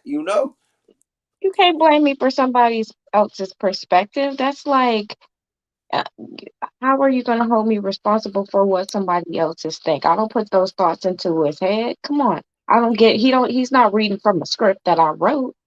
Come Hmm. give, Right, give each other a break. It don't have to be all this beef. It's enough of everything for everybody, including right, grace. And that's what we need to give each other is grace and understanding. Period. And stop all this right. because it make you seem weak and like women. I think I wouldn't even put it like that. I just think dudes we grown as fuck right now. We ain't no dudes in junior high school or elementary, man. We grown ass men in their 40s and like early late 30s and shit. We should be able to mid 30s, whatever. We should be able to chop it up, have lunch over some steak or some lobster, and really just get to the bottom of this shit without no harm, no Right. malice. You know what I mean? Just real motherfuckers just nipping this shit in the bud. Like, man, whatever the fuck I did in the past, man, fuck that shit. I'm over it, man. Dap up. Let's continue and make a new future. Even if it's not with each other. Just Right. know that when we see each other, we cool. We ain't got nothing bad to say about each other, man. We have nothing but the utmost respect for each other. Long as it's that, man, anybody can move like that. It ain't like, hey, man, I want to sign back. Can I be back in the group? Nah, it ain't none of that. We just have to have a mutual respect for one another because, we are part of each other's history. That's You know, it. That's that's it. it. And you never know when we going to need each other for that reunion. That's So it. don't burn the goddamn bridge. You feel me? So shout out my nigga JHOOD, man. Shout out Styles P. I got a show coming up with him in Detroit on the 15th of this month, man. Him and Icewood Bezel out there in Detroit, man. So it's gonna be live, man. So I see y'all on the 15th in Detroit. But this weekend, Oakland, California, I will be in the town, man. Doing it big. I'll be at the goddamn new parish, man. You feel me? Shout out Dope Only. Shout out motherfucking Rain Royal, man, from the soil, man. We about to get it in. You feel me? Hey, it's gonna be a live event, man. You know what I mean? Just me. It ain't a loony show. It's a Yuck Mouth solo show. So we That's doing a lot of songs that I never fucking performed in life. Like they got a whole fucking list of shit I ain't never performed. So it's gonna be interesting. It's gonna be dope too. You know what I mean? So everybody pull up, man. And I appreciate everybody for tuning in tonight, man. Especially you, Reese. You done rolled the whole shit through. You feel me? You got any shout outs and shit you wanna, you know what I mean, give before we get up out of here? well, I just want to shout out everybody. Shout out to the mods. Shout out to everybody that's on the show Out tonight. to Mike. Shout out to everybody that tapped in, man, for sure. Shout out to Mike. Much love to you. And what I want to say is let's bring this year in with peace, prosperity, understanding, and forgiveness. And good health, man. Goddamn cough is on my ass. Oh, take you some honey. Take Yeah, straight yeah. I'm about to do my for asthma too. That's straight some honey, all straight. that shit, hottie toddies, but all that shit. all, all the remedies, all the drunk remedies, hot drunk remedies. I'm about to do all that. I'm No, fucking with I y'all. drink I'm more. fucking with y'all. I'm fucking with y'all, man. No more hard liquor, man. We ain't stepping backwards, man. We good, man. We So do. some Theraflu or some shit like that, man. I'll be good. some green tea or some shit, man. I'll be good, man. Shit. But hell yeah, thanks for tuning in, Reese. You feel me? I see y'all. Me and Goose probably do something on Friday. No, I'm going on Craig Facts again on Friday. So I'm be on the music review with Craig Facts. It's gonna be me and Razcast this Mhm. Friday on Craig Facts. So y'all catch us again. Send y'all music, get y'all music together. You know what I mean? We gonna gas in the trash and let you know we got the slumps. You feel me? Music review Friday, man, on Craig Facts, man. Y'all check it out, man. Me and Rascas gonna be in the building on Friday, man. Shout out DJ Show. You know what I mean? Us, DJ Show, and fucking Craig, man. We gonna let y'all know if y'all got slappers. You feel me? So tune in this weekend and hopefully me and Gooch the Great could get that goddamn Coon of the Year awards going down probably tomorrow. You know what I Like mean? A I said, Thursday, man. So I'm gonna let Gooch, figure out when he wanna pull up and let's get this Coon Awards out the way for the Wonder Twins, man. And hell yeah, man. Other than that, man, I see niggas, hey, we lit, man. You know what I mean? We gonna keep this shit lit, man. And everybody, man, support the goddamn the channel, definitely, man. Hit them likes on the way out, hit the subscribe, you know what I mean? And definitely support appreciate y'all support. If you enjoy the conversation, you can make a donation. The Cash App is on the screen, you know what I mean? You ain't got no paper, man. Your motherfucking finger is free. 9 that 9. Hit that goddamn like, man. Get the goddamn like, dynamite. You feel me? Other than that, man, smokealoutrecords.com. Go get you some merch. You know what I mean? Royal Blunts, definitely. Go get you some motherfucking palm leaves. Go get you some motherfucking naked. You know what I mean? Hemp wraps, you feel me? Go get you the motherfucking papers. We got the motherfucking roll trays. You feel me? The glow roll trays. We got everything you need for your smoking D's, baby. Also, La Inter de Mexico. You feel me? Some of my sponsors, man. But the real sponsor in the building, man, go to motherfucking royalblunts.com and tell them Yuck Mouth sent you. Also follow him on all social media platforms at Royal Blunts, man. And stay loyal to motherfucking Royal, baby. You feel me? Hit your motherfucking favorite tobacco spot. Hit your favorite motherfucking gas station, liquor store, dispensary, baby. Royal Blunts is everywhere, Pooh Bear. Tell them Smoke a Lot Radio sent you. You dig? Straight up, man. Dig, dig, dig, dig. SmokeALotRecords.com. Order you some merch. Go get you some of that ice cream, man. You dig? Some of that cream. You feel me? Go get you some of that regime, that cream, that loonies. Everything is on that motherfucker. That Yuck Mouth, DVDs, albums, everything, nigga. Go pick up, go load up, and go hold up, swole up, man. Yeah, feel me and fuck with the kid, man. Salute to everybody. Salute to my sis, Shaniqua. Salute to all the motherfucking mod squads, all the chat, the SID committee. See y'all getting y'all motherfucking jokes off all night. You know, we damn near went Sharif. You know what I mean? We went Sharif like a motherfucker, man, between the Israelite shit and the conspiracy shit, man. We went pure Sharif tonight, man. Yuck Letterman / Sharif. I might retitle this, man. This probably don't even be Smoke a Lot, man. This probably be Sharif, nigga. Period. Old school Sharif, man. Happy 2023, aka 2020 me, man. Focus on yourself, get your money up. Money, good wealth, positive energy, show love, spread love, man. Family first, my nigga. Friends come and go. Family first, my nigga. Straight up. On that note, I'm out this motherfucker. Make Yuck Mouth TV subscribe to your motherfucking God. Bye bye now. Yada da.